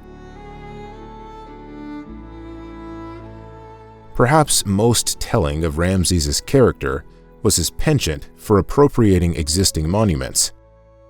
Throughout Egypt, older statues and buildings were inscribed with his cartouche, sometimes replacing the names of previous kings. This wasn't mere vanity, it was a calculated program to ensure his immortality through omnipresence. In effect, he was rewriting history to position himself at the center of Egypt's narrative. The immortality Ramses sought through stone proved remarkably successful. We still know his name today, yet the empire he strengthened began unraveling almost immediately after his death. Though Ramses had positioned himself as the center of Egypt's narrative, the chapters that followed revealed how quickly even the mightiest legacies can fade. The succession problems began immediately. Ramses' 13th son, Merneptah, was already in his 60s when he took the throne. Though he successfully repelled Libyan invasions and Sea People's incursions, recording these victories on the famous Israel Stela, which contains the earliest known written reference to Israel, his reign marked the beginning of Egypt's slow decline. The power vacuum intensified after his death, leading to a period of succession disputes and short-lived reigns. The dynasty that followed, the 20th, attempted to recapture past glory, with multiple rulers adopting the name Ramses in hopes of invoking the power of their legendary predecessor. This parade of Ramses imitators, from Ramses III through Ramses XI, represented increasingly desperate attempts to maintain the appearance of Egypt's former grandeur, while its actual influence waned. This naming convention reveals much about ancient Egyptian thinking. Names carried power, and by adopting the name of history's most successful pharaoh, these rulers hoped to channel his strength. Among these successors, Ramses III stands out as perhaps the last truly effective pharaoh of the New Kingdom. When the mysterious Sea Peoples, a confederation of naval raiders from various Mediterranean regions, swept through the eastern Mediterranean around 1175 BCE, destroying the Hittite Empire and several other civilizations, Ramses III managed what few others could. He defeated them. The battle scenes recorded at his mortuary temple at Medinet Habu show Egyptian archers firing into enemy ships, while the pharaoh's navy boxed in the invaders. The accompanying text boasts, "Those who reached my frontier, their seed is not, their heart and soul are finished forever and ever." Yet this victory proved Pyrrhic. The tremendous military expenditure drained Egypt's resources, and the civilization never fully recovered its international standing. Economic troubles followed, including the first recorded labor strike in history, when royal tomb workers at Deir el-Medina walked off their jobs after payments of grain rations fell months behind. Ramses III's end proved as troubled as his reign. In what is now known as the Harem Conspiracy, a group of royal wives, officials, and priests plotted to assassinate the king and place a minor prince on the throne. Modern CT scans of Ramses III's mummy revealed a fatal throat wound, likely from a knife, confirming what the ancient judicial papyri had long suggested. The conspiracy succeeded in killing the pharaoh, though the plotters were caught and executed. The pharaohs who followed faced mounting troubles on all fronts. Tomb robberies became endemic, with thieves systematically looting the Valley of the Kings, crime that would have been unthinkable in earlier periods. The tomb robbery papyri detail investigations and trials of thieves who confessed under torture to desecrating royal burials for their treasures. Even Ramses II's tomb was not spared, with investigators finding all the sepulchres of the royal children which are in this place broken into. Power increasingly devolved to regional authorities as central control weakened. The high priests of Amun at Karnak began to function almost as independent rulers, controlling vast temple estates and eventually adopting royal regalia. The most prominent, Herihor, went so far as to place his name in royal cartouches, effectively declaring himself king of southern Egypt, while the last Ramessid kings maintained nominal control from Pi Ramses in the north. By the end of Ramses XI's reign around 1069 BCE, Egypt had fundamentally transformed. The unified new kingdom that once commanded respect across the known world had fractured. Foreign influences penetrated deeper into Egyptian society, and the country entered the Third Intermediate Period, a time when Libyan military commanders would establish their own dynasties, and eventually Nubian kings would conquer Egypt from the south, turning former vassals into overlords. The mighty empire that once spanned from Syria to Sudan now resembled a complex patchwork quilt of competing powers, where priests could wield more authority than pharaohs, and foreign generals claimed divine Egyptian kingship. This wasn't just political fragmentation, it was the complete inversion of everything that made Egypt, Egypt for over 1,000 years. Around 1069 BCE, as the final pharaoh of the new kingdom relinquished control, Egypt entered a period of profound transformation. The nation split into functional regions with competing centers of power. In the north, a new capital emerged at Tanis in the Nile Delta, where pharaohs of the 21st dynasty maintained the trappings of royal authority but controlled only a fraction of Egypt's former territory. Meanwhile, in Thebes, the high priests of Amun established what amounted to a religious state, commanding their own military forces and governing the southern region with near-complete autonomy. The unusual power-sharing arrangement marked a dramatic reversal in Egyptian governance. The high priests controlled the vast temple estates and treasury of Amun, giving them economic leverage that rivaled or exceeded the northern pharaohs. These priest kings instituted their own dating systems, conducted independent foreign policy, and even adopted royal titles, all while maintaining the fiction of loyalty to the distant Tanite kings. What made this period particularly remarkable was the shift in how power was conceived. Traditional pharaonic authority had always been rooted in divine kingship and centralized control. Now, Egypt operated more like a confederation of allied states than a unified kingdom. The concept of dual authority, religious and secular, represented a fundamental break with Egypt's past political ideology. Archaeological evidence revealed that despite this political fragmentation, Egyptian culture remained vibrant, adapting to new realities rather than disappearing.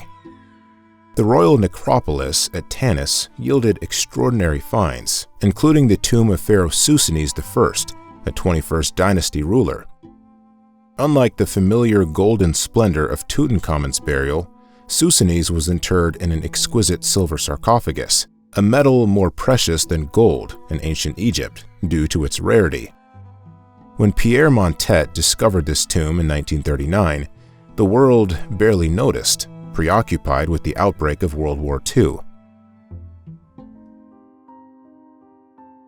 The most profound transformation came when Libyan military commanders, descendants of mercenaries who had settled in Egypt generations earlier, seized power and established the 22nd dynasty around 945 BCE. Shawshank I, the dynasty's founder, managed to temporarily reunify Egypt under his command. His military campaigns extended beyond Egypt's borders, including an invasion of Judah and Israel, recorded not just in Egyptian texts, but also in the Hebrew Bible as the sacking of Jerusalem by Shishak, king of Egypt. These Libyan pharaohs maintained Egyptian cultural traditions while introducing new practices. They distributed power through a system of appointing family members to key military and religious positions, effectively creating a network of loyal vassals rather than relying on traditional bureaucracy. This pragmatic approach to governance allowed for regional autonomy while maintaining central control. By the 8th century BCE, this system had begun to unravel. The 22nd dynasty fractured, with rival Libyan families establishing the competing 23rd dynasty. At times, Egypt had multiple pharaohs ruling simultaneously in different regions, each claiming legitimacy. Political marriages cemented temporary alliances, while betrayals and power shifts became commonplace. Royal succession followed no clear pattern, with brothers, sons, and even generals from outside the royal family claiming the throne. Throughout this political turmoil, everyday Egyptian life continued. Local economies focused on regional trade networks, rather than the grand international commerce of the new kingdom. Artistic traditions evolved, with distinct regional styles emerging in sculpture, architecture, and funerary practices. Religion remained a constant, with temple rituals continuing uninterrupted, despite the changing political landscape.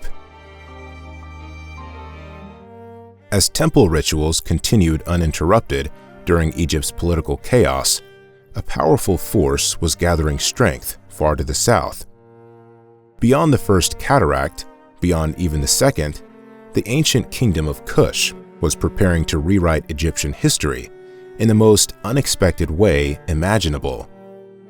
Around 745 BCE, while Egypt's regional powers squabbled amongst themselves, Kushite warriors crossed the border, not as simple invaders, but as self-proclaimed saviors of a civilization they deeply revered.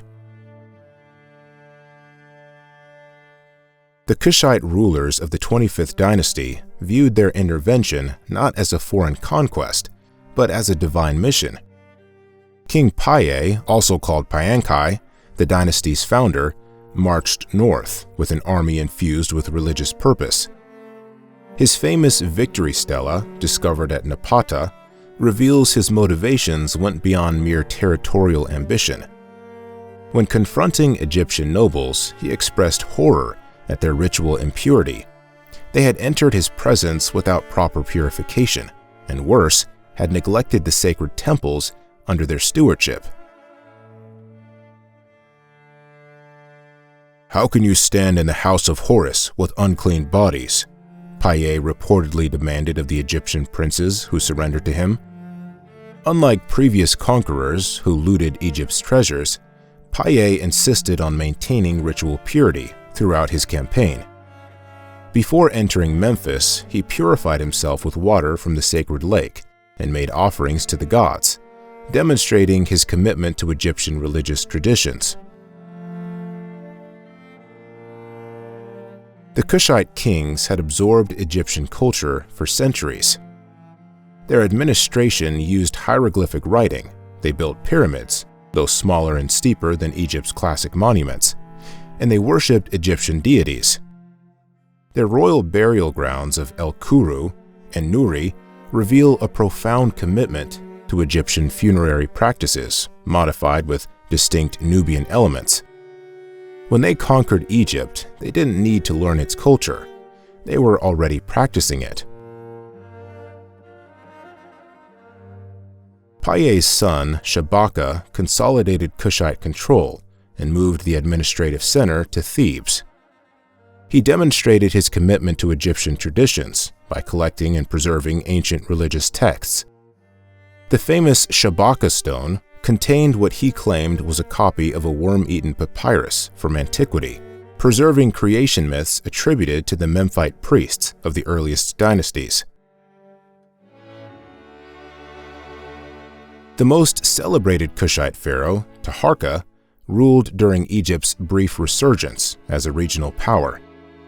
His reign was marked by ambitious building projects throughout Egypt and Nubia.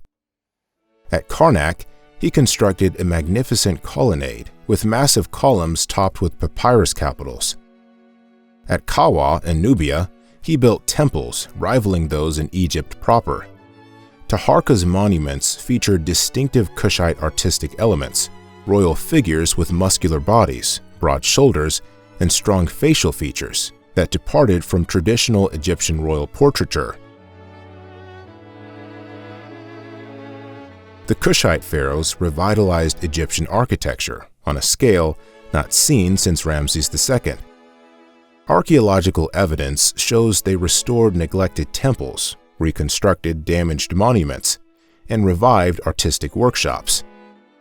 Their building program wasn't merely aesthetic, it was a political statement about their legitimacy and their role as custodians of Egyptian tradition. This Nubian dynasty's rule was challenged by the rising Assyrian Empire under kings Esarhaddon and Ashurbanipal. Assyrian records describe campaigns against Kush and Egypt as if they were a single entity. In 671 BCE, Esarhaddon's forces sacked Memphis and drove Taharqa south. Though the Kushites temporarily recaptured Lower Egypt, subsequent Assyrian campaigns eventually forced them to retreat to their Nubian homeland. The importance of the 25th dynasty extends beyond their brief control of Egypt. Their reverence for Egypt's traditions helped preserve religious texts and artistic practices that might otherwise have been lost. Their rule represents a unique phenomenon in world history, conquered people being ruled by those who saw themselves as the true preservers of the conquered culture. The Kushite preservation of Egyptian culture would face its greatest test, not from within, but from a ruthless military machine whose reputation spread terror across the ancient world. The Assyrian Empire, with its iron weapons, sophisticated siege engines, and brutal warfare tactics, had been expanding westward through the Near East with devastating efficiency. By the mid-7th century BCE, their sights turned toward the wealth of Egypt, setting the stage for a clash between ancient tradition and military innovation. The Assyrian king Esarhaddon's campaign in 671 BCE marked the beginning of a new era in Egyptian history. Unlike previous invaders who sought to adopt Egyptian culture, the Assyrians came with overwhelming force and cold pragmatism. Their army moved with precision through the Delta region, deploying tactics that Egyptian forces had never encountered. The Assyrians were masters of terror. They routinely impaled captives, flayed enemies alive, and created pyramids of severed heads to break resistance before battles even began. When Taharqa retreated southward following Memphis's fall, the Assyrians implemented a calculated strategy to maintain control. They divided northern Egypt into small administrative units, each overseen by local rulers willing to pledge loyalty to Assyria. This fragmentation strategy prevented unified resistance while allowing the Assyrians to extract maximum wealth through tribute and taxes. The Assyrian grip on Egypt proved difficult to maintain from afar. When Esarhaddon died in 669 BCE, Taharqa seized the opportunity to reclaim Memphis. This prompted a massive response from the new Assyrian king, Ashurbanipal, who dispatched an army that again drove Taharqa southward. Ashurbanipal's inscriptions claim that his forces trampled Egypt underfoot like a bull stands upon grass, illustrating both the violence of the conquest and the Assyrian flair for intimidating propaganda. The ultimate humiliation came in 663 BCE, when Ashurbanipal's forces pursued Taharqa's successor, Tutankhamun, all the way to Thebes. The sacred city, which had stood for millennia as Egypt's religious heart, was subjected to a devastating sack. An Assyrian account reveals their perspective. "That city, the whole of it, I conquered with the help of Ashur and Ishtar. Silver, gold, precious stones, all the wealth of the palace, I removed from it and counted as spoil." This victory penetrated deeper into Egypt than any previous foreign army had managed. Looting of Thebes didn't just remove wealth, it struck at the very foundation of Egyptian spiritual identity. The Kushite dynasty's power in Egypt effectively ended with this catastrophic defeat, forcing them to retreat permanently to their Nubian homeland. In the aftermath, Ashurbanipal installed Psamtik I as ruler in Sais. Though initially a loyal Assyrian vassal, Psamtik would eventually capitalize on Assyria's growing problems elsewhere to reassert Egyptian independence. His diplomatic marriages, strategic alliances with mercenary forces, particularly Greek soldiers, and patient political maneuvering allowed him to gradually reunify Egypt and establish the 26th dynasty, the last significant native Egyptian royal house. The Assyrian period left lasting imprints on Egyptian society. Their bureaucratic practices influenced Egyptian administrative systems. Scribes began incorporating elements of Mesopotamian record-keeping. Egyptian art from this period shows subtle Assyrian influences and royal imagery in battle scenes. The military was permanently transformed with the incorporation of foreign mercenaries, particularly Greeks and Carians, who would remain a fixture in Egyptian armies. Archaeological evidence from Thebes tells a more nuanced story than Assyrian accounts suggest. Though damaged, many temples continued functioning, and rebuilding began relatively quickly. The resilience of Egyptian institutions allowed for cultural continuity even after such a traumatic event. However, the psychological impact remained profound. No longer could Egyptians believe their land was divinely protected from foreign conquest. From the ashes of foreign domination emerged an Egypt determined to reclaim its identity through a fascinating contradiction, embracing innovation while obsessively recreating its ancient past.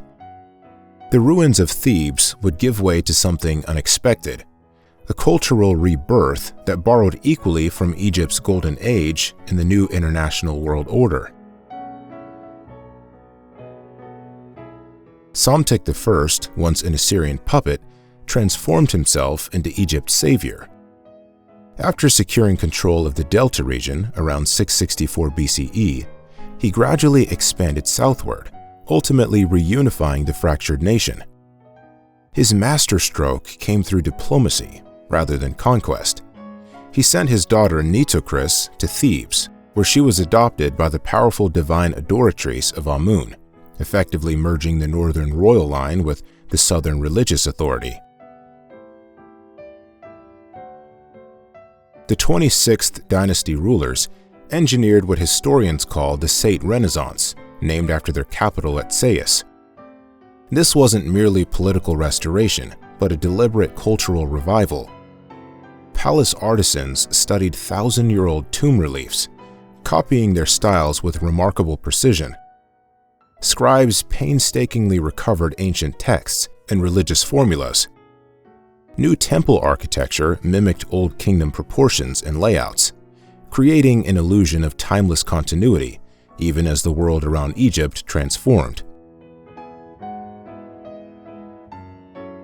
This cultural nostalgia wasn't merely aesthetic, it was strategic. By positioning themselves as the legitimate heirs to Egypt's golden age, the Said pharaohs strengthened their claim to rule a nation traumatized by centuries of foreign domination. They created what scholars call a resurrection environment, where temples became time capsules, preserving ancient traditions against the uncertain future.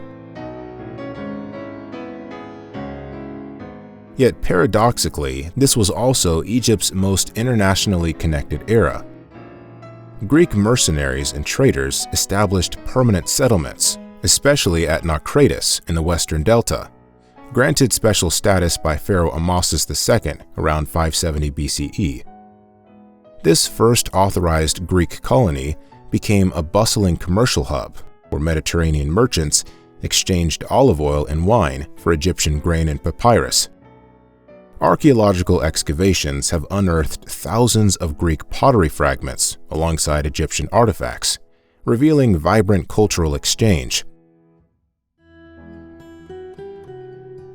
The 26th dynasty's military relied heavily on these foreign soldiers, particularly the fearsome bronze men, as the Egyptians called the Greeks.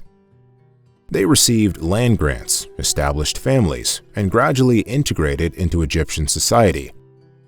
Some even adopted Egyptian religious practices, dedicating statues and stelae in a fascinating hybrid artistic style that combined Greek proportions with Egyptian iconography. Despite this renaissance, Egypt's geopolitical position remained precarious. When the Neo-Babylonian Empire under Nebuchadnezzar II defeated the Assyrians, Egypt briefly expanded its influence into the Levant.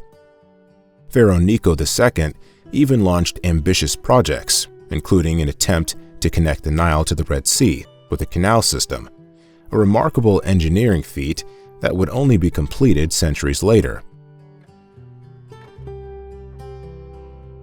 The emergence of the Persian Empire under Cyrus the Great dramatically altered the balance of power.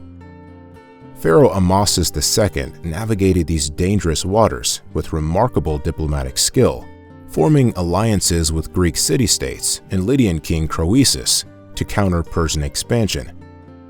His foreign policy kept Egypt prosperous and independent for over 4 decades, but the inevitable confrontation merely awaited his successor.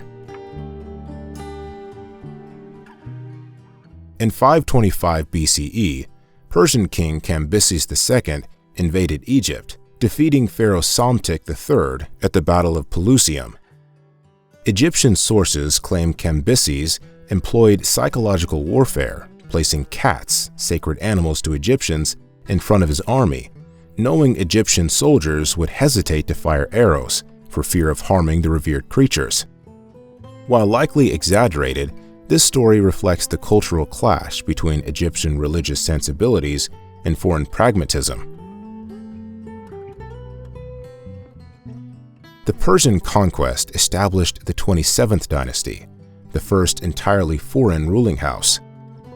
Though Egyptian administration largely continued under Persian oversight, the symbolic wound was profound. Native resistance periodically flared up, with the 28th through 30th dynasties representing brief periods of independence between Persian reconquests. Each restoration became shorter than the last. The final native pharaoh, Nectanebo II, fled to Nubia in 343 BCE, as Persian forces retook Egypt for the final time. The collision of empires unfolded dramatically on Egyptian soil in 525 BCE, when Cambyses II led the Achaemenid Persian forces against Pharaoh Psamtik III at the Battle of Pelusium. The battle itself became legendary, not just for its outcome, but for Cambyses' ingenious psychological warfare. Knowing the Egyptians considered cats sacred, Persian soldiers reportedly carried felines into battle or painted their images on shields. Egyptian archers, reluctant to risk harming these divine creatures, held their fire, giving the Persians a critical advantage that helped secure their victory.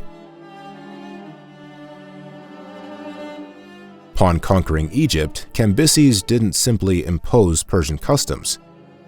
Instead, he adopted traditional Egyptian royal titles and imagery, establishing himself as a legitimate pharaoh, while simultaneously serving as a Persian ruler. This pragmatic approach created the 27th dynasty, a foreign power ruling through familiar cultural frameworks. The Persians understood that controlling Egypt required more than military might. It needed cultural legitimacy that resonated with the local population. The administrative transformation under Persian rule was comprehensive. Egypt became a satrapy, integrated into the larger provincial system of the Achaemenid Empire. The Persians implemented a sophisticated bureaucracy with both Persian officials and Egyptian administrators working in collaboration. While Persian authority remained absolute, day-to-day governance often relied on Egyptian expertise, creating a complex power-sharing arrangement that maintained stability while extracting wealth. Persian kings demonstrated remarkable political savvy in their religious policies. Despite following Zoroastrianism personally, they participated in Egyptian religious ceremonies, made donations to temples, and commissioned art showing themselves performing traditional rituals for Egyptian deities. King Darius I even ordered the codification of Egyptian laws, positioning himself as a protector of Egyptian traditions, while simultaneously ensuring Persian dominance remained unchallenged. Yet beneath the veneer of accommodation, Persian rule brought unprecedented taxation and resource extraction. The Egyptians faced heavy financial burdens as Persian authorities demanded regular tribute in gold, grain, and other commodities. This exploitation, combined with the psychological weight of foreign rule, sparked numerous rebellions throughout the First Persian period. The revolt led by Inaros II in the 460s BCE proved particularly significant, temporarily reclaiming parts of Egypt before being crushed by Persian forces.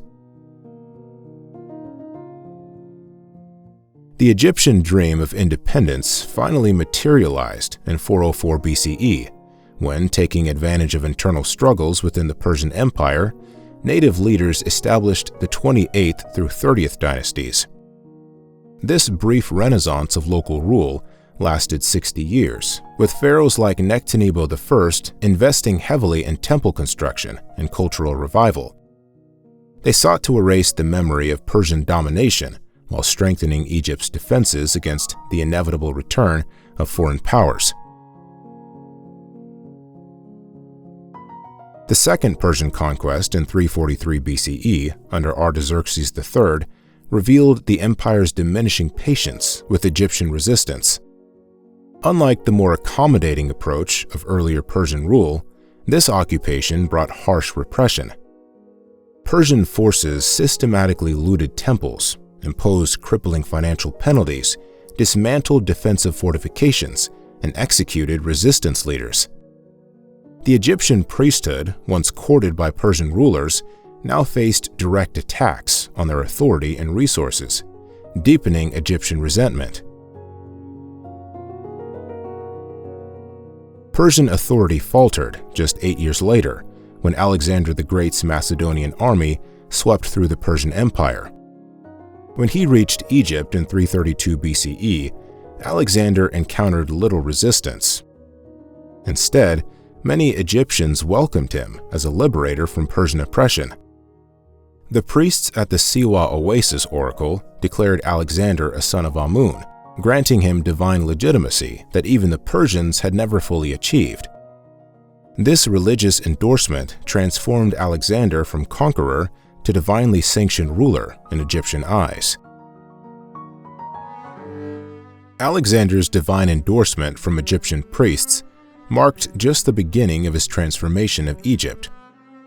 What happens when a military genius who conquered half the known world decides to build a city bearing his name on Egyptian soil, a city destined to eclipse all others in the ancient Mediterranean?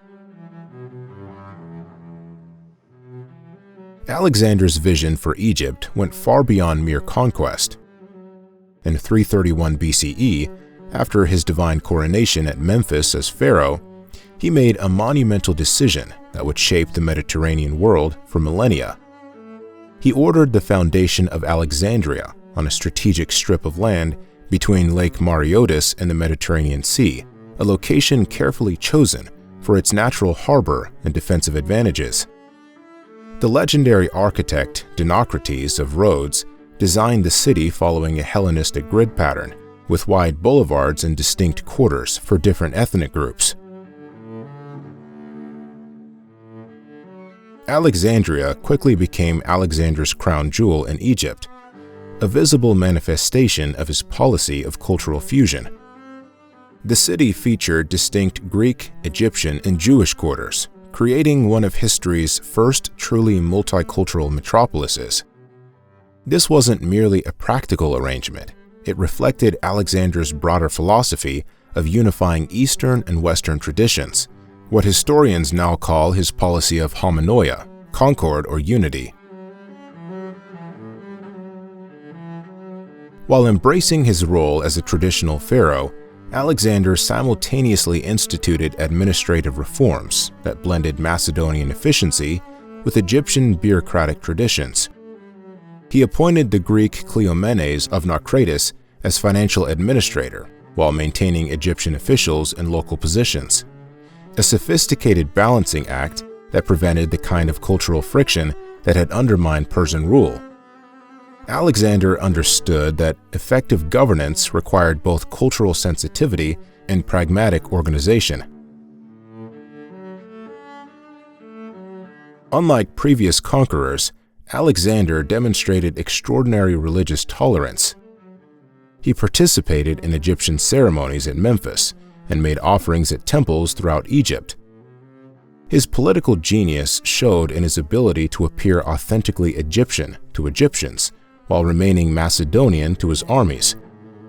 When portrayed in Egyptian contexts, he adopted traditional pharaonic regalia. When addressing his troops, he maintained his Macedonian identity. This cultural code-switching proved remarkably effective at consolidating his authority among diverse populations.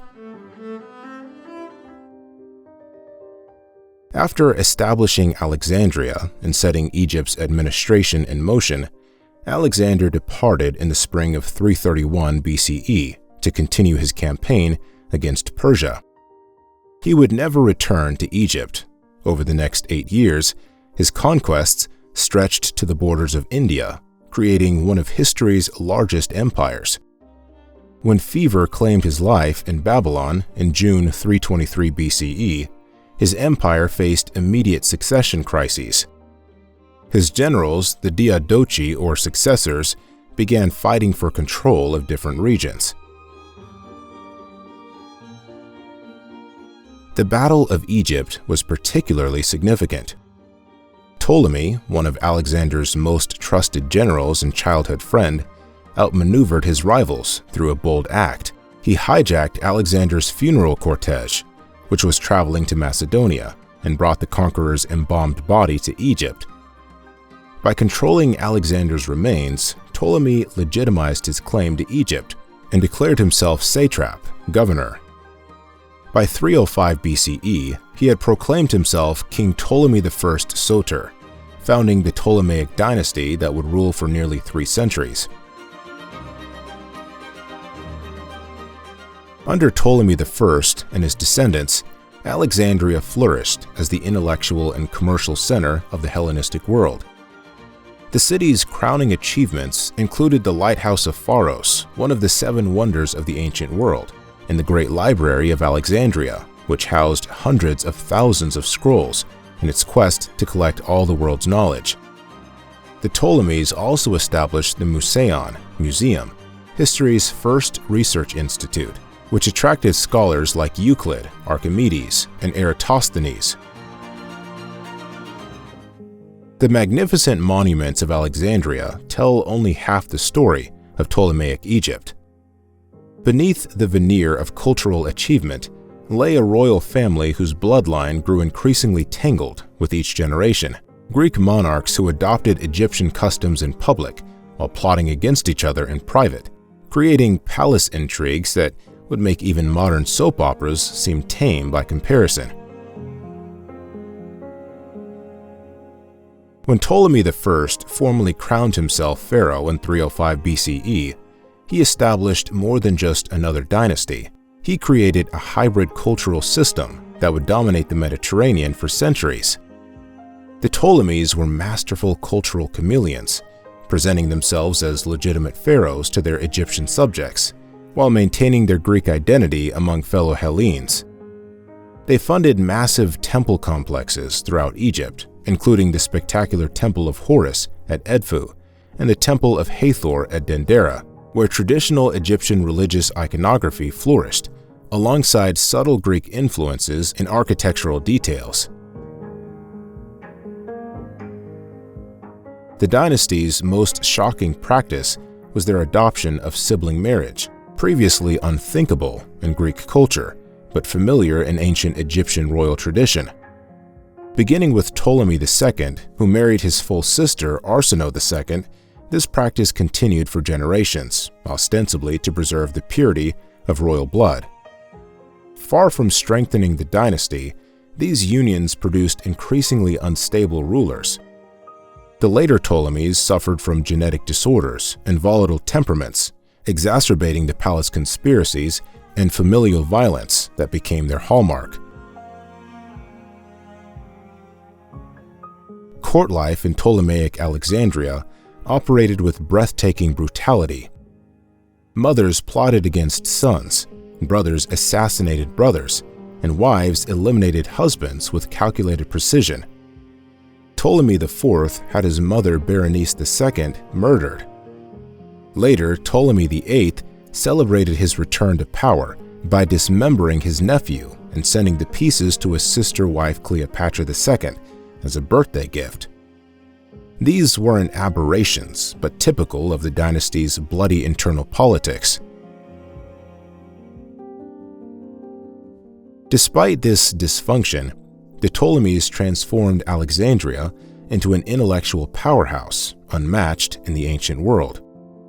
They expanded the Great Library's collection through aggressive acquisition tactics. Ships entering Alexandria's harbor were required to surrender any books for copying, with only the copies returned to their owners.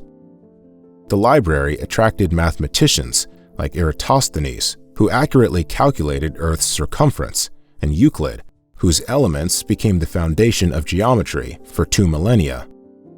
Poets like Callimachus and Theocritus flourished under Ptolemaic patronage, crafting new literary forms that would influence Roman authors for generations. The dynasty's stability began crumbling as Rome's shadow lengthened across the Mediterranean. The turning point came in 168 BCE, when Roman diplomat Gaius Popilius Laenas famously drew a circle in the sand around Ptolemy VIII, demanding he withdraw from Cyprus before stepping out of the circle. This humiliating capitulation marked Egypt's declining sovereignty. The Rosetta Stone, created during Ptolemy V's reign, provides ironic testimony to the dynasty's fading power. While celebrating the pharaoh's supposed achievements, the trilingual inscription actually documents concessions to rebellious priests and tax exemptions granted to quell unrest. This stone, later vital for deciphering hieroglyphics, reveals how much the Ptolemies struggled to maintain control over their increasingly fractious kingdom. By the dynasty's final century, Roman intervention became commonplace in Egyptian affairs. In 58 BCE, Ptolemy XII traveled to Rome to secure loans from Crassus and Pompey, mortgaging Egypt's finances to maintain his throne. His daughter, the famous Cleopatra VII, would later stake everything on alliances with Julius Caesar and Mark Antony in desperate attempts to preserve Egypt's independence from Rome. Throughout their rule, the Ptolemies maintained elaborate religious pageantry, including the cult of Serapis, a hybrid deity designed to appeal to both Greeks and Egyptians, in the grand processions of the Ptolemaic festival, which rivaled the Olympic Games in splendor. These cultural innovations helped maintain social cohesion in a kingdom strained by ethnic tensions, economic pressures, and increasing foreign interference. As elaborate displays of Ptolemaic pageantry proved insufficient against Rome's growing shadow, history would call upon a different type of ruler to navigate Egypt's final chapter. Unlike her ancestors, who used spectacle and intimidation, Cleopatra VII deployed something far more powerful, an extraordinary combination of intellectual brilliance and political cunning, that nearly saved Egypt from Roman domination. Born in 69 BCE into a dynasty plagued by betrayal and violence, Cleopatra received an education that far surpassed that of her predecessors. She mastered Greek philosophy, rhetoric, and mathematics while studying at Alexandria's intellectual centers. What truly distinguished her, however, was her linguistic talent. She spoke 9 languages fluently. This remarkable ability allowed her to communicate directly with foreign diplomats without translators, and most significantly, to speak with native Egyptians in their own tongue, something no previous Ptolemy had bothered to do in nearly 3 centuries of rule. Cleopatra's path to power was neither simple nor assured. After the death of her father, Ptolemy XII, in 51 BCE, she was forced to co-rule with her younger brother, Ptolemy XIII. Their relationship deteriorated rapidly, culminating in civil war when Cleopatra was driven from Alexandria. Her return to power came through a legendary encounter with Julius Caesar, who arrived in Egypt pursuing his rival Pompey. Rather than simply pleading for Roman intervention, Cleopatra boldly smuggled herself into Caesar's quarters, wrapped in a carpet, demonstrating the theatrical flair and political daring that would become her hallmark. Caesar restored Cleopatra to her throne and fathered her son Caesarion, providing her with a powerful connection to Rome. But this was far more than a romance. It was a calculated political alliance. Cleopatra needed Roman military support to secure her rule, while Caesar gained access to Egypt's vast grain supplies and wealth. When Caesar was assassinated in 44 BCE, Cleopatra quickly aligned herself with Mark Antony, one of Rome's most powerful generals and a member of the Second Triumvirate ruling Rome. Their relationship evolved into both a political and personal partnership. In 41 BCE, Cleopatra hosted Antony in Alexandria, dazzling him with extravagant banquets that displayed Egypt's wealth. She bore him 3 children and received enormous territorial grants in return, including Cyprus, parts of Cilicia, Phoenicia, and regions of Syria. These concessions strengthened Egypt's position, but alarmed Rome, especially Octavian, Antony's rival, and Caesar's adopted son. Octavian launched a brilliant propaganda campaign against the couple, portraying Antony as a man bewitched by a foreign queen and abandoning Roman values. This characterization, the seductive Oriental temptress corrupting the noble Roman, would persist for millennia in Western accounts of Cleopatra, obscuring her true political acumen. Archaeological evidence tells a different story. Coins bearing her image show a strong-featured woman with a prominent nose and determined expression, not the idealized beauty depicted in later Roman art and modern films. The propagandistic strategy worked. Roman opinion turned against Antony, and in 32 BCE, Octavian convinced the Senate to declare war, not against a fellow Roman, but against Cleopatra. The decisive confrontation came at Actium in 31 BCE, where Octavian's naval forces, commanded by Agrippa, defeated the combined fleet of Antony and Cleopatra. Though they escaped the battle, their military position was unsalvageable. Back in Alexandria, with Octavian's forces approaching the city in 30 BCE, Antony fell on his sword after receiving false news of Cleopatra's death. Cleopatra, knowing she would be paraded through Rome as a captive in Octavian's triumph, chose suicide. According to Roman accounts, she arranged her poisonous asps to be smuggled to her in a basket of figs. Modern scholars debate whether snake venom or another poison was used, but the result was the same. The last pharaoh of Egypt was dead at age 39. The asp that allegedly took Cleopatra's life delivered more than the death of a queen. It marked the final collapse of Egypt's 3,000-year civilization as an independent power. When Augustus returned to Rome in 29 BCE, he brought not just Egypt's vast wealth, but its very identity under imperial control. Unlike other conquered territories that fell under senatorial supervision, Augustus claimed this prize for himself, establishing a precedent that would continue for centuries. Egypt became the emperor's personal domain, too valuable to entrust to anyone else. The new Roman province of Aegyptus required special permission for senators even to visit, with Augustus appointing a prefect from the equestrian order to govern in his name. This prefect held powers normally reserved for the emperor himself, reflecting Egypt's unique status.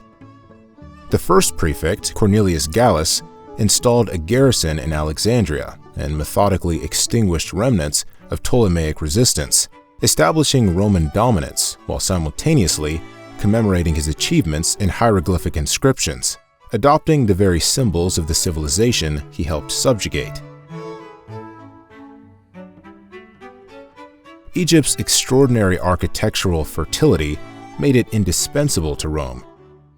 The province delivered 1/3 of all grain consumed in the imperial capital, with specialized ships transporting over 150,000 tons annually up the Tiber.